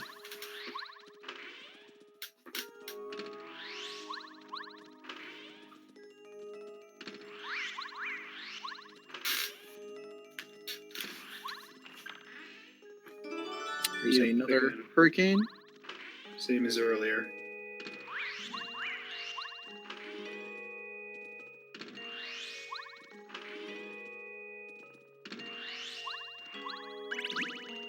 JCog's got about a 50-second lead on Butter at this point.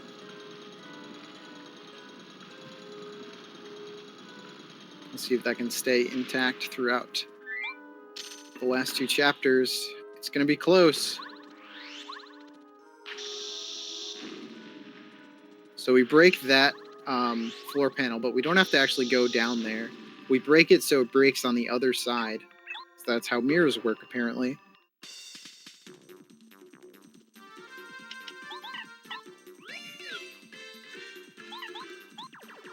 Butter going for the Hurricane. Right here. Mashing his heart out.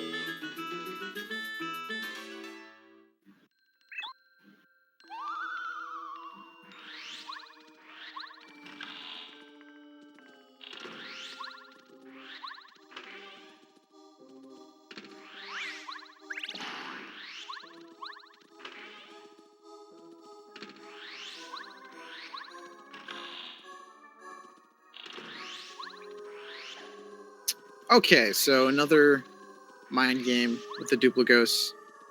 I'm not sure how you figure out which one's the real bombette. I think the real bombette's like wind up thing spins differently than the rest of them. I don't really remember, but it's the second one to the right.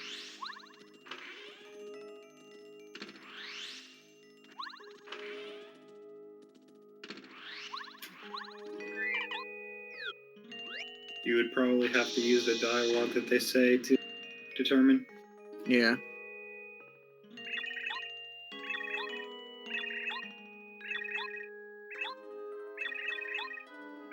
Butter putting himself in a pretty good position to hit the leftmost one first and then go to the right from there. He goes for that one first. Interesting. Okay, so 3 enemies in a row that we're just going to do Hurricane on.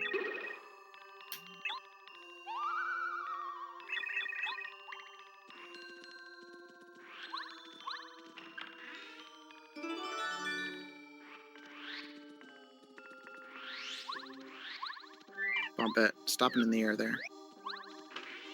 There's another fight with JCog doing Hurricane.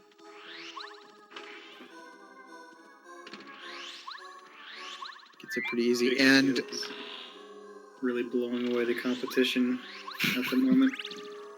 as a backup, we do have 5 extra FP, so if one of them does not run away or get blown away, we have enough FP for one more Hurricane. But it's no big deal.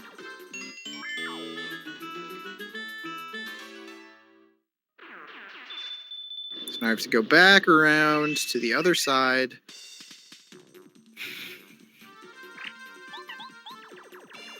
Even this dungeon is a little bit backtracky, but it's nowhere near the same as Chapter 6.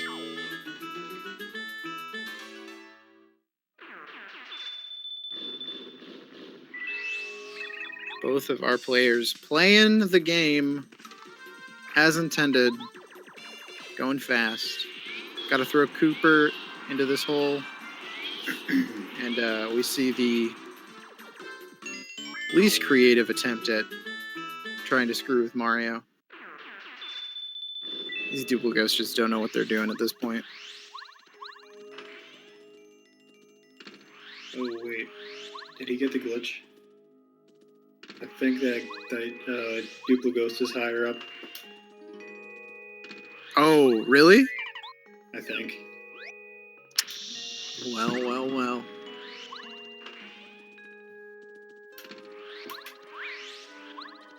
That's pretty impressive, because he really wasn't trying for it at all.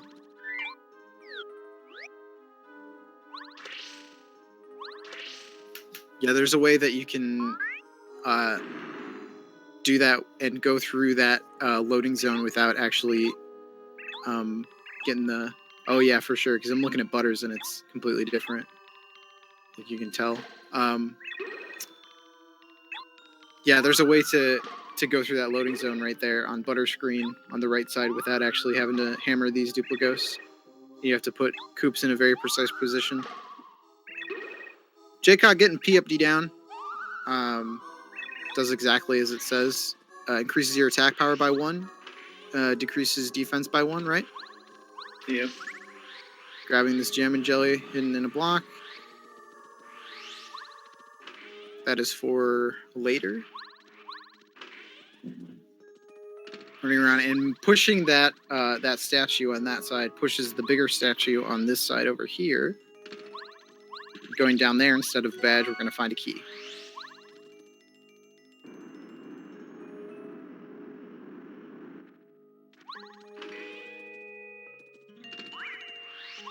Kind of precise movement in order to spin by this Duplighost. It's kind of tricky, but... No problem for JCog, though. No problem for JCog.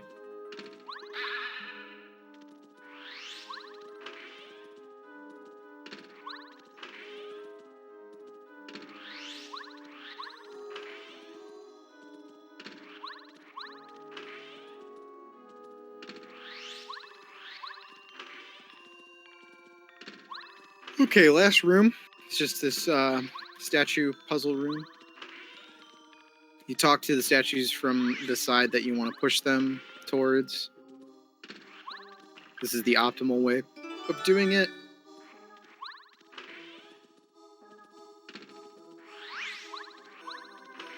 Yeah, they can only be pushed in the direction they're facing.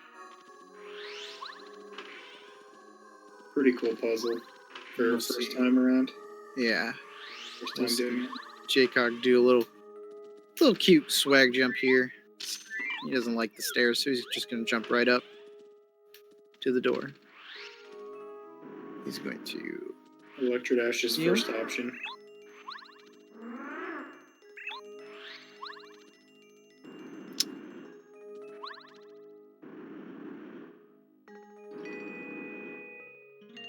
So this is Crystal King. Hopefully when they make Paper Mario 6, similar in the style of this game in T2ID, we will see a Crystal Queen. Ooh, Crystal Queen. He's got 70 HP and 2 defense. He has So they're gonna have 5 to out of 6 attacks here, I think. 5 out of 6, which can be kind of tough for new runners. So there's a strat where you only have to block 1 of 3.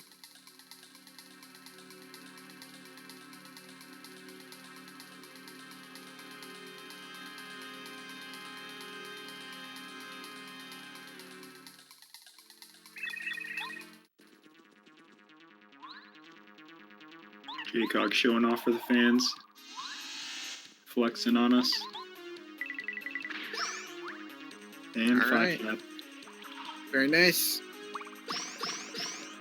Here's to hoping that Butter gets a similar fight. So for 3 blocks, charges on up.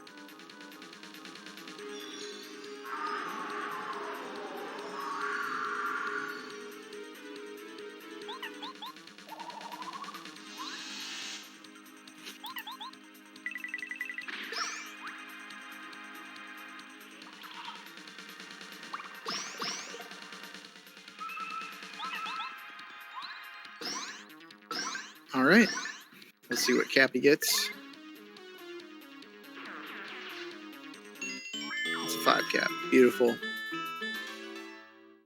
Okay. Runners are neck and neck.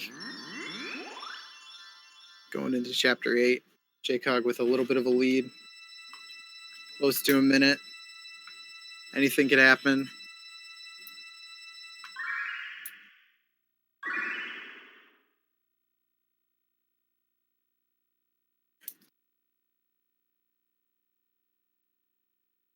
This Peach intermission, really easy. Just have to hold B. Advance the text. Basically just Bowser bringing her up to top of the castle. Preparation for the end of the game.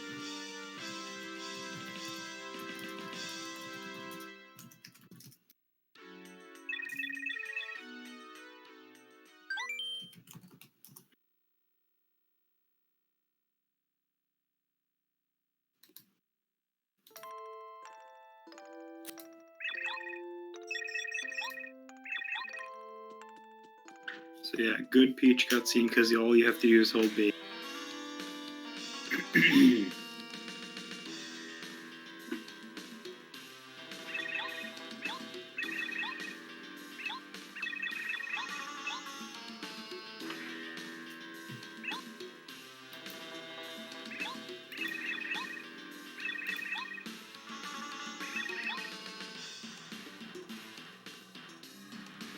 Got to do quite a bit of backtracking back to the sewers and back up to Toad Town from the Ice Palace. It's a little bit of a jog. Gonna have a few enemies we're looking to avoid here. These guys shouldn't be a problem.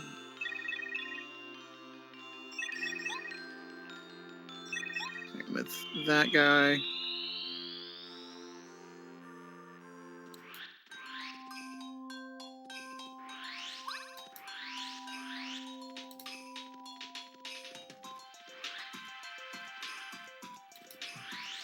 Alright, JCog able to avoid those Lickitongs. More Chuck. More Chuck for your buck.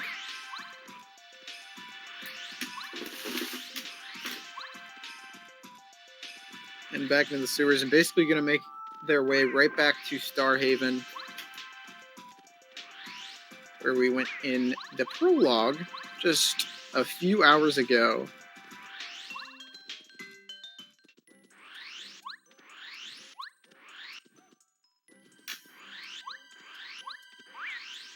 Doing Blue House skip here. by going through the blue house the optimal, or the intended way, instead of the optimal way. Gonna head right to Starhaven.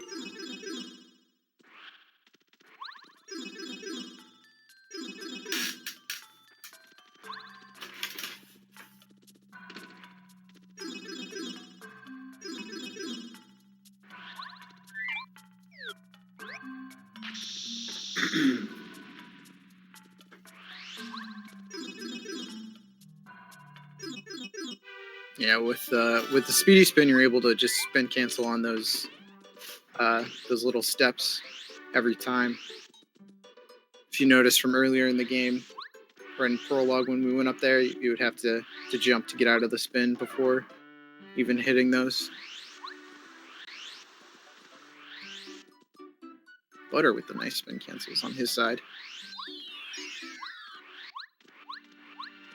Few enemy dodges here. The embers, they're a little bit scary, yeah. Butter saying, I'm down, but I'm not out. Alright, JCog. Going by the embers. I wish I knew how to do that.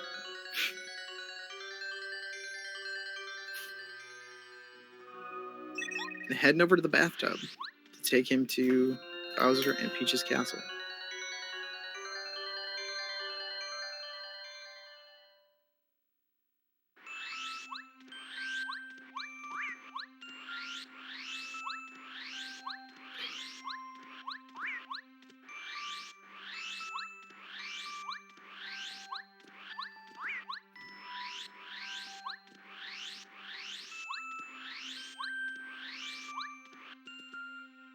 Butter getting through it. No encounters.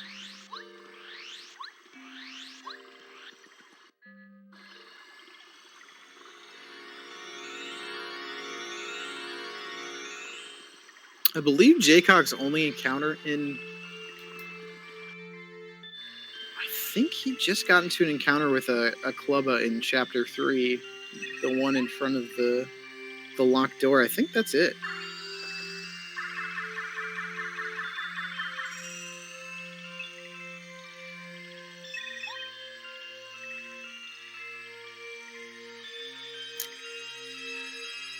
Quick little cutscene here before Chapter 8.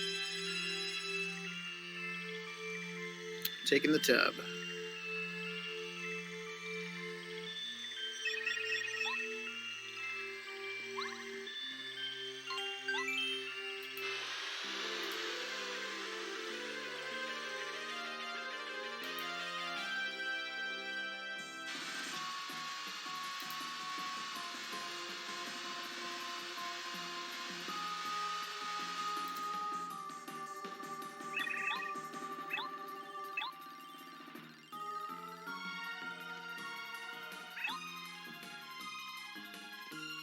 Oop, oop.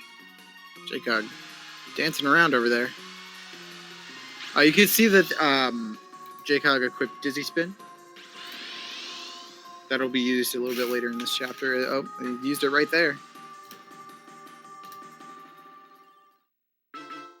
Causes the front enemy to be dizzy. It makes enemies later easy to run away from, and you can spin right into them without taking damage. Grabs the key. Key was pretty nice to him.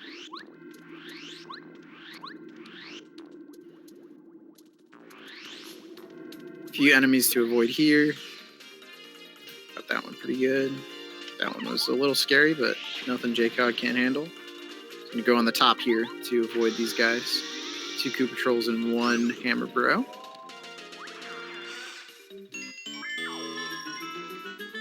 Yeah, Bowser's door. Played a little trick on Mario. Throws him down in the dungeon. And there's a life shroom coming up here. You will be grabbing it. For some reason, the life shrooms... So I think the items from those boxes actually come out the way that Mario is facing, rather than when you hit item blocks that come out the opposite way. I think that's a little interesting. So, fire room down here, the fire basement. optimally is pretty interesting to see the fast cycles here. There are a few points in this room where you're supposed to be using Lackluster, but you can just use Paracarry, just like that. Also, you can do a quick jump up here and use the Paracarry really fast. That saves a little bit of time. You can use Paracarry again right here. Jump over. Another quick jump. Very nice. JCog executing. Executing his heart out. Butter doing the same thing. That was actually, we rediscovered it like 9 years later or something. Someone did a segmented run of Glitchless and used these jumps, and no one knew about it until Rob Dog rerouted Hurricane into the route. So yeah, lost mechanic. So yeah, you do it fast enough, you'll be able to make this cycle pretty fast with Bo. See if Butter's able to. Yep, Butter's able to do it with ease.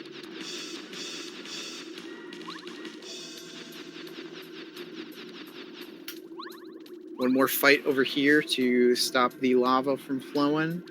It's going to be, I believe he's going to be doing a Power Quake and Air Raid. And we'll be leveling up on this fight.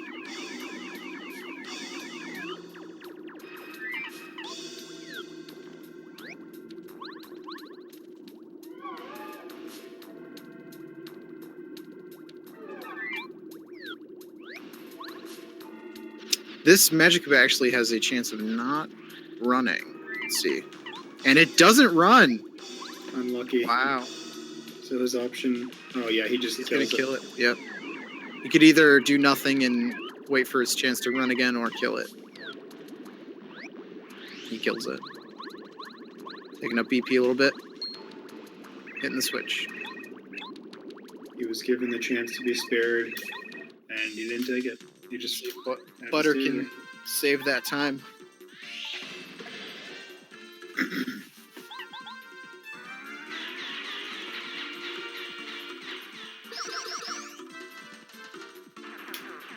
It's actually really rare for the Magikoopa to stay there. And this one runs for Butter. Yeah, runs from Butter. So Butter's saving a little bit of time over JCog. Woo! And you see Butter's screen light up a little bit.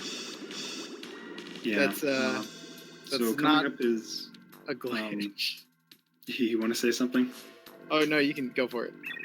So the reason Butter's capture card is now much brighter is because the room that's coming up is very dark and you can't see anything. So you're intended to use WAD here to see things, but we don't have to do that if you have like a good enough TV or if you're doing what Butter is doing with his capture card. Yeah, you're seeing it on JCog's side right now. I believe his TV is bright enough that he gets into an encounter. I believe his TV is bright enough to where he can see pretty well without having to mess with his capture settings. Butter does the safe way and cranks his brightness up. I don't know what else he cranks up, but you should be able to see through this pretty easily. Yeah, JCog being able to see it perfectly on his TV, but yeah, you can. His capture card won't reveal what's happening. Right. You see it pretty well with Butter's side. Butter saving a little bit more time, hopefully by not getting into any encounters. I believe, yep, JCog just made it through.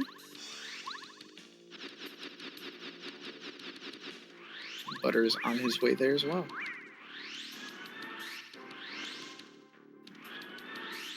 Very nice. There's just one more Magikoopa to avoid. And he does so. Very good. So Butter's saving a little bit of time with that encounter. Captures your card back to normal. It's using your capture card to your advantage is not a cheat. It's just being wise. Flood room, kind of boring. A lot more interesting in glitch categories where you can skip most of it, but we have to do it intended. This is now a very close race. Let me do a quick refresh just so I can get accurate. So yeah, flood room.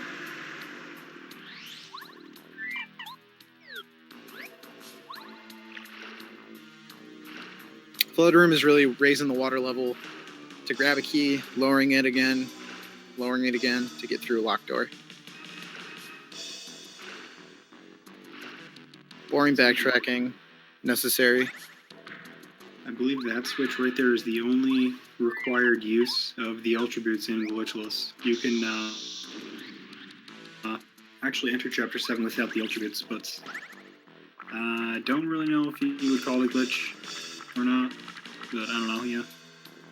You want the damage from the Ultra Boots anyways, because there's like so many fights that you have to do. True.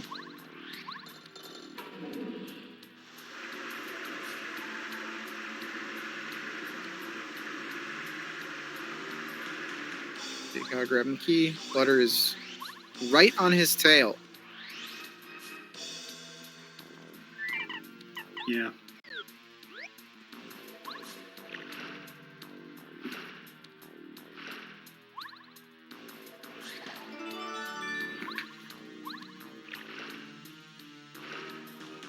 Okay. Grabs the key. Gotta go lower the water level a few more times. Get out of here. And then we're in the kitten room, which is a little scary, but with the use of the dizzy spin, makes it pretty easy. Alright. So JCog has messed this up in his past few PBs. Let's see if he can get this time. He was practicing this before the race started. I believe in him. I believe in you, JCog. We all believe. JCoggers. So what he'll be doing is spinning. Oh, okay. That's okay as long as he can run away. It does make it a little bit harder to run away, but yeah, okay. That was close, actually.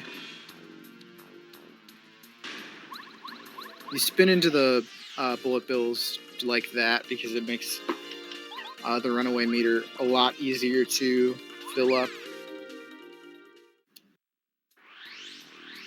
Butter encountering the very first bill that spawns in the room. Can you make it? Yes, he does. Oh, wow. Very nice. JCog first striking a bill. Still able to run away.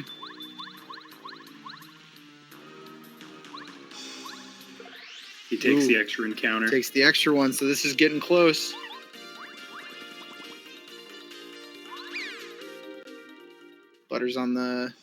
Butter's pretty good. Okay.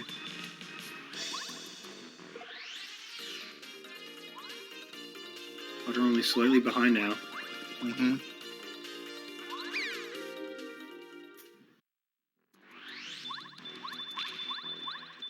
This has gone from a 1-minute lead to about a 10-second lead. Ooh! No. JCog getting the first struck.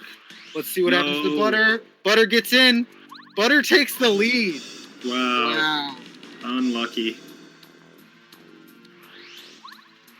Yeah, that dry bones, his bone hitting you is frame perfect. If you're unlucky, you just get hit. It's really annoying.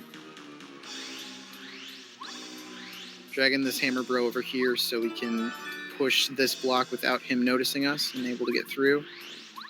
Amazing. The lead has changed right at the end to Butter. Let's see if he can keep this up or what will happen.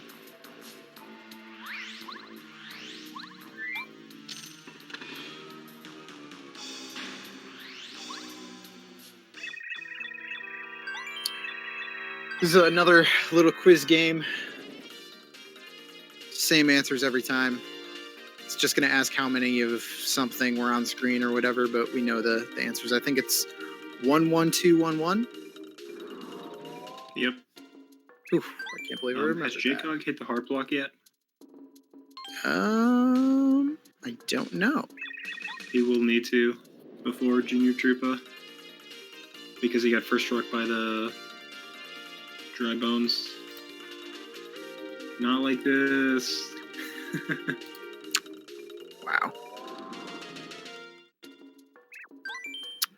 Man, that 3-cap that JCog had to go through earlier really biting him right now. Yeah.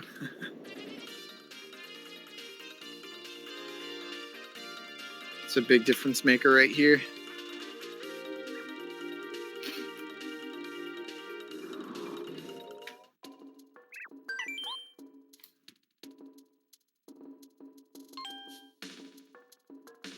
I think my chat was dead for a very long time.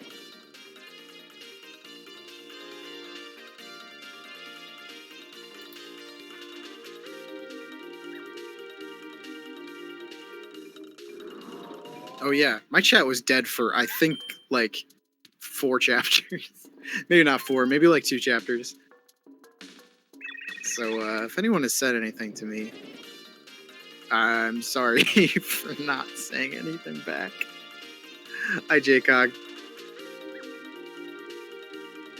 Hi, Butter. You guys are doing great. I'm so proud. Hi, Kendall. Hi, Blinky. Hi, Baberto. Hi, Slept Up. Hi, Rika. Hello, world.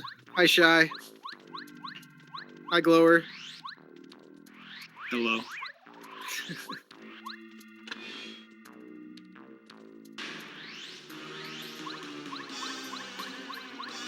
Okay. We are close to the final battles of the game.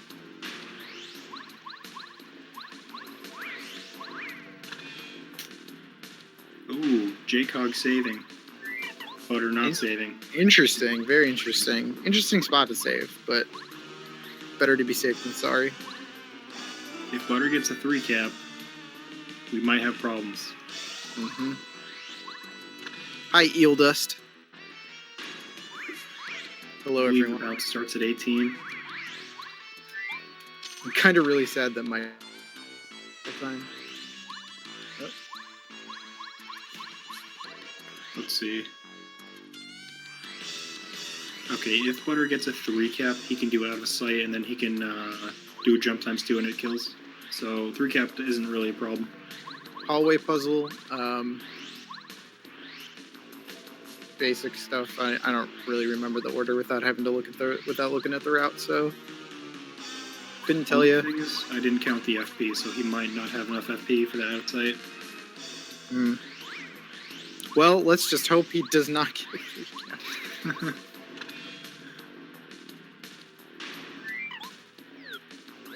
JCog might need to hit the heart block if he hasn't already. That's going to lose like 2 seconds. Okay. Okay, 30 FP. That's a lot of FP, so they should be fine. Even with the 3-cap. I think he did hit the heart block already, but I think he hit it again. Oh no, maybe he didn't. I don't remember. Okay.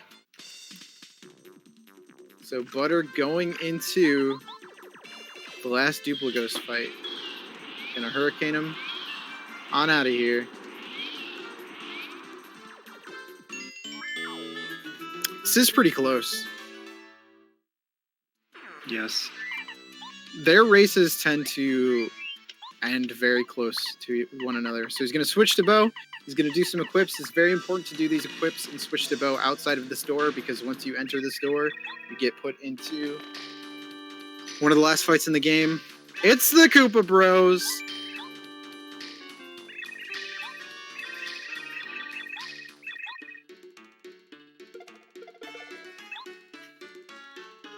But it's not the Koopa Bros. They're dead. They are dead. It's actually Junior Troopa one more time. Gonna have to block 2 here. So yeah, he's got 60 HP and 2 defense.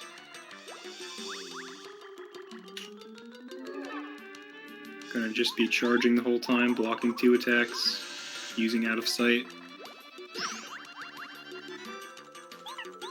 And then bouncing on the last turn when he's in peril.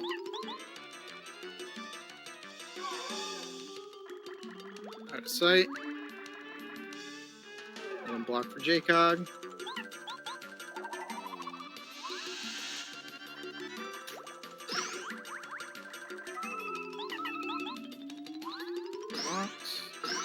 Alright, here comes the bounce.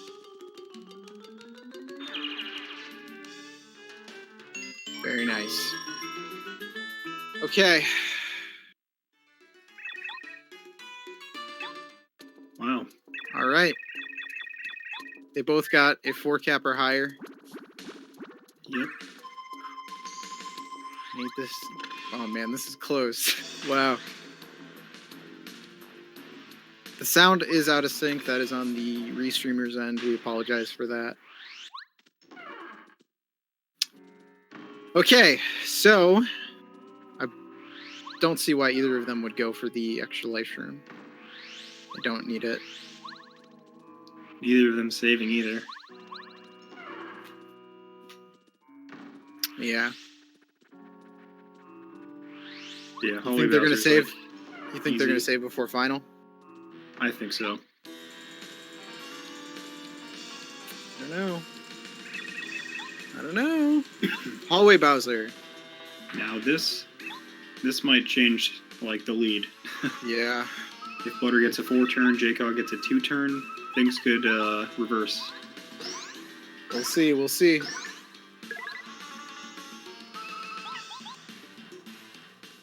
Or okay. 4 is decent.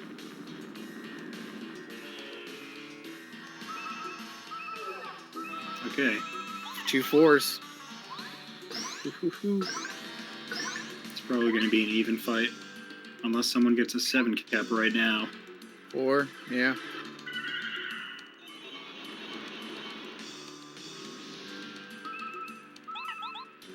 Dang, a 3 cap. That's A not 3 good. cap.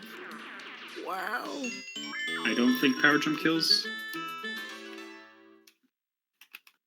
Nope, he's going to get it. JCog is getting a 4-turn.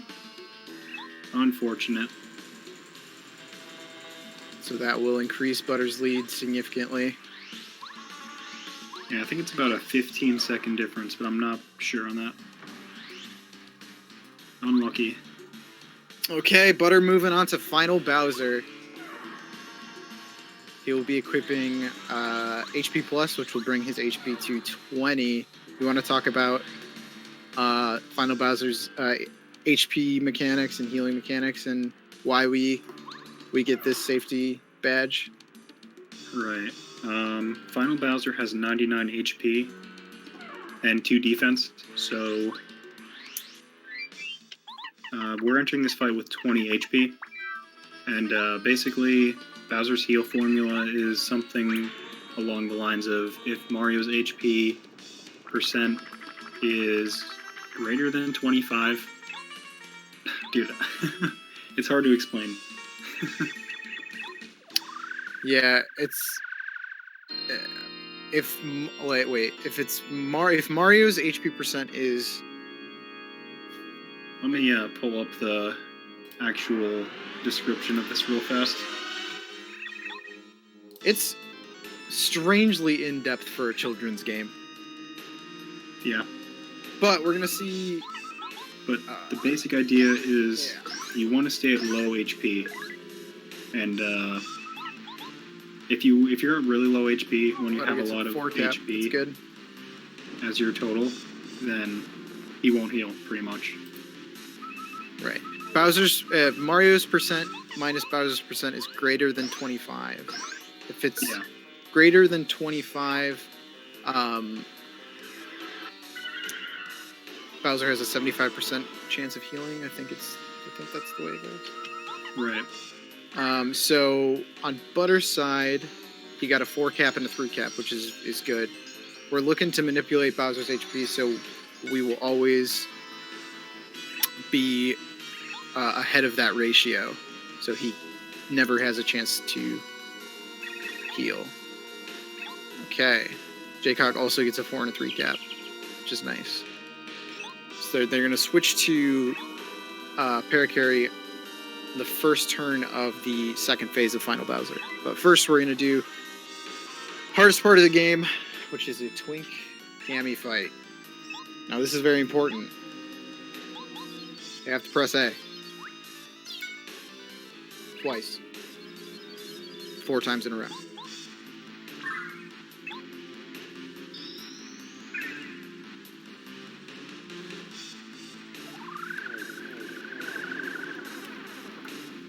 I believe Bowser has 66 HP left for both runners.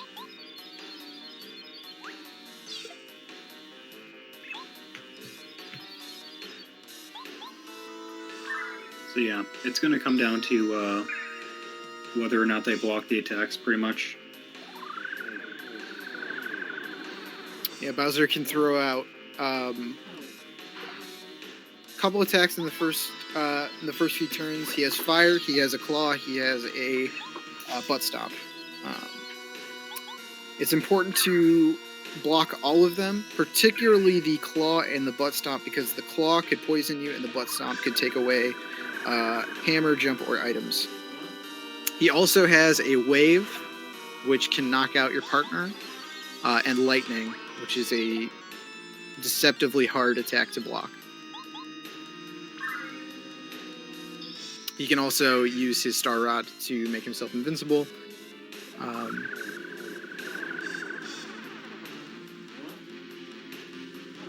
What would be really nice is after they lose a life shroom, or if they don't lose a life shroom, if they get put into peril from fire or from lightning, they'll be able to power bounce, which is faster. Butter beating Cammy with Twink. The underdog pulls through. Cammy behind this whole race, feeling bad, but her broom here he is in first now. Her broom kind of looks like a plunger now that I'm looking at it. Twink snipes Bowser in the back of the head. Bowser turns around to check out what's happening for just long enough to where he doesn't hear any of this going on. Sugar.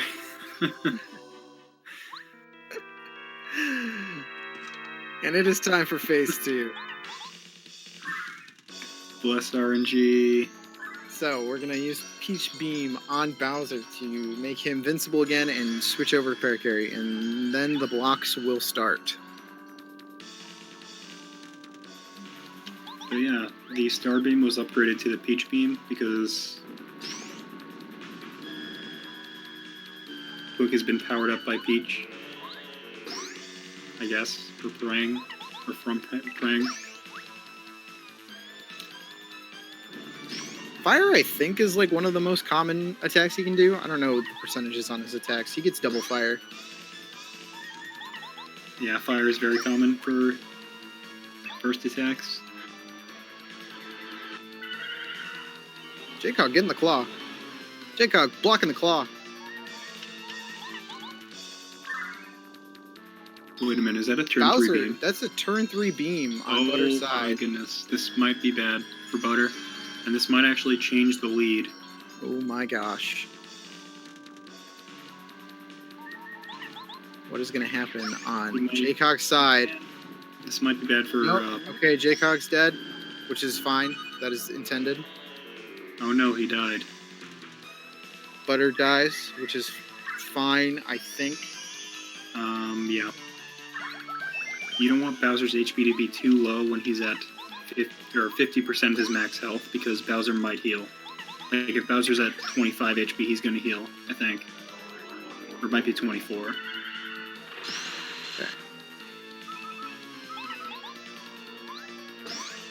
Lightning, Okay. oh boy. Woo! Alright. Oh my goodness. Attaboy! With the power bounce, this should be it.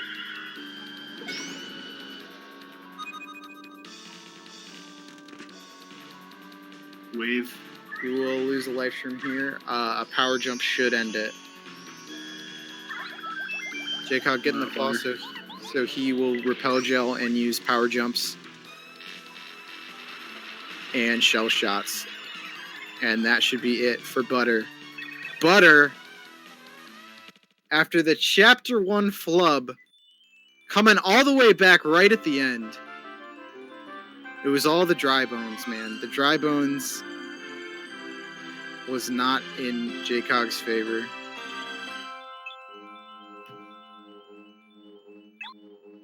JCog finishing it up. These guys finishing within a minute of each other, within probably 30 to 40 seconds of each other, which is kind of the narrative they have written throughout their Paper Mario Glitchless racing history.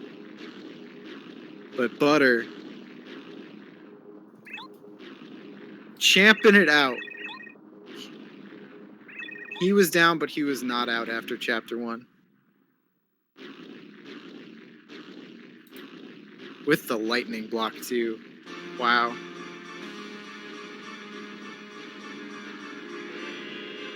Amazing race. That was a really great race. Can I get some clocks in chat? Follow these runners, though.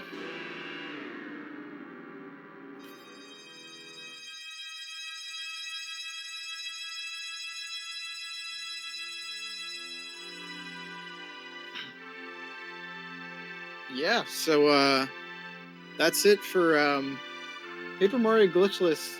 Really all that's left is the very end of the game. You're going to be watching a few cutscenes, and basically at the end we have a little bit of a glitch that isn't a glitch. It's called Luigi Skip. All you have to do is hold down on the control stick while going through a pipe, and Luigi will not follow you. And we used to not allow it, but now we're allowing it. That's okay. Saves a little bit of time.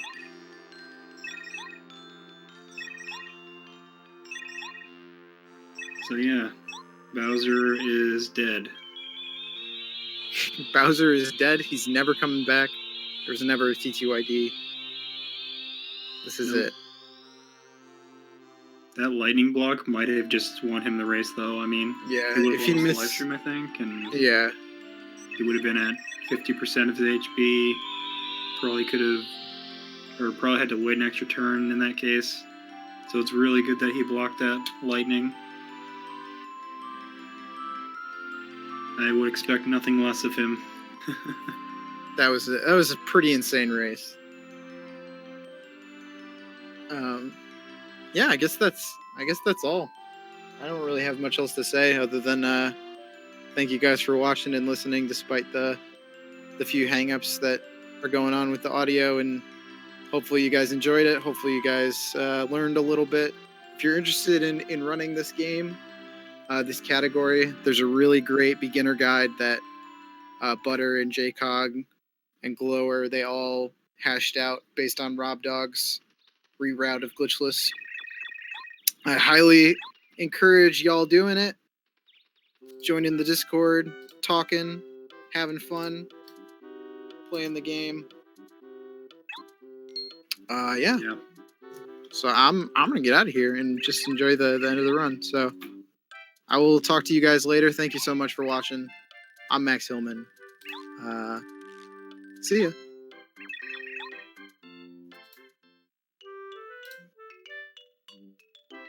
I guess I'm gonna stay here.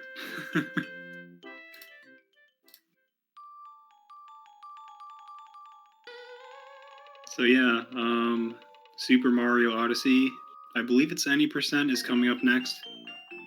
So you guys should stay for that. And I believe the audio issues are going to be fixed for that run, so...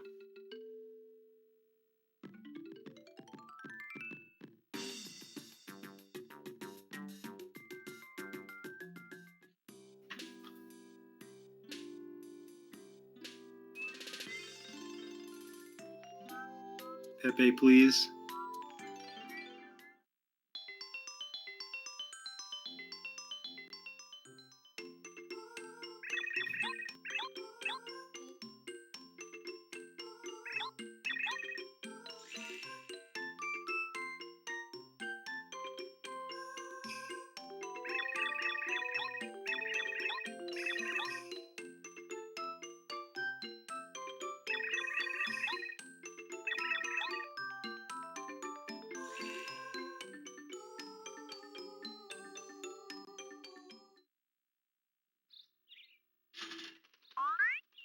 So yeah, I don't know who's running the timer, but the timer stops when Peach raises her arms in the air.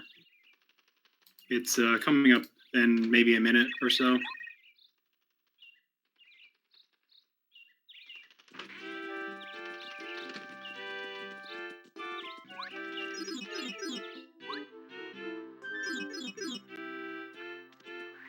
So yeah, Luigi skip, all they're doing is holding down during this pipe cutscene, and it skips Luigi's dialogue.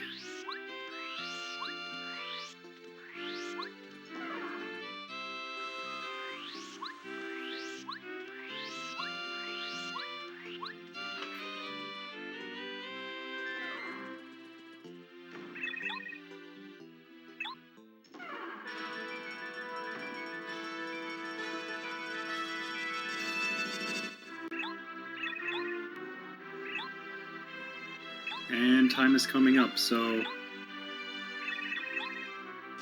whoever's running the timer, get ready. And the time for Butter is now.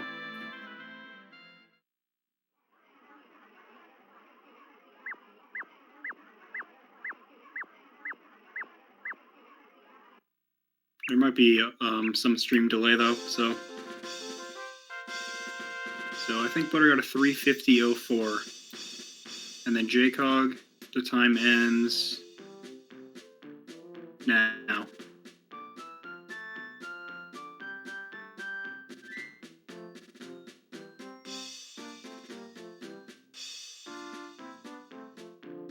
All right, really good race.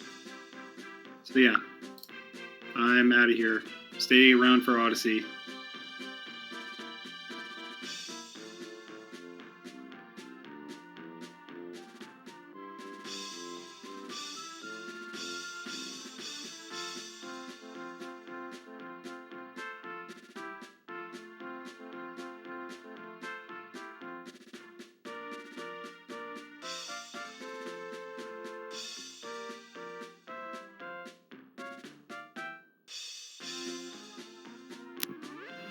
Bye, guys.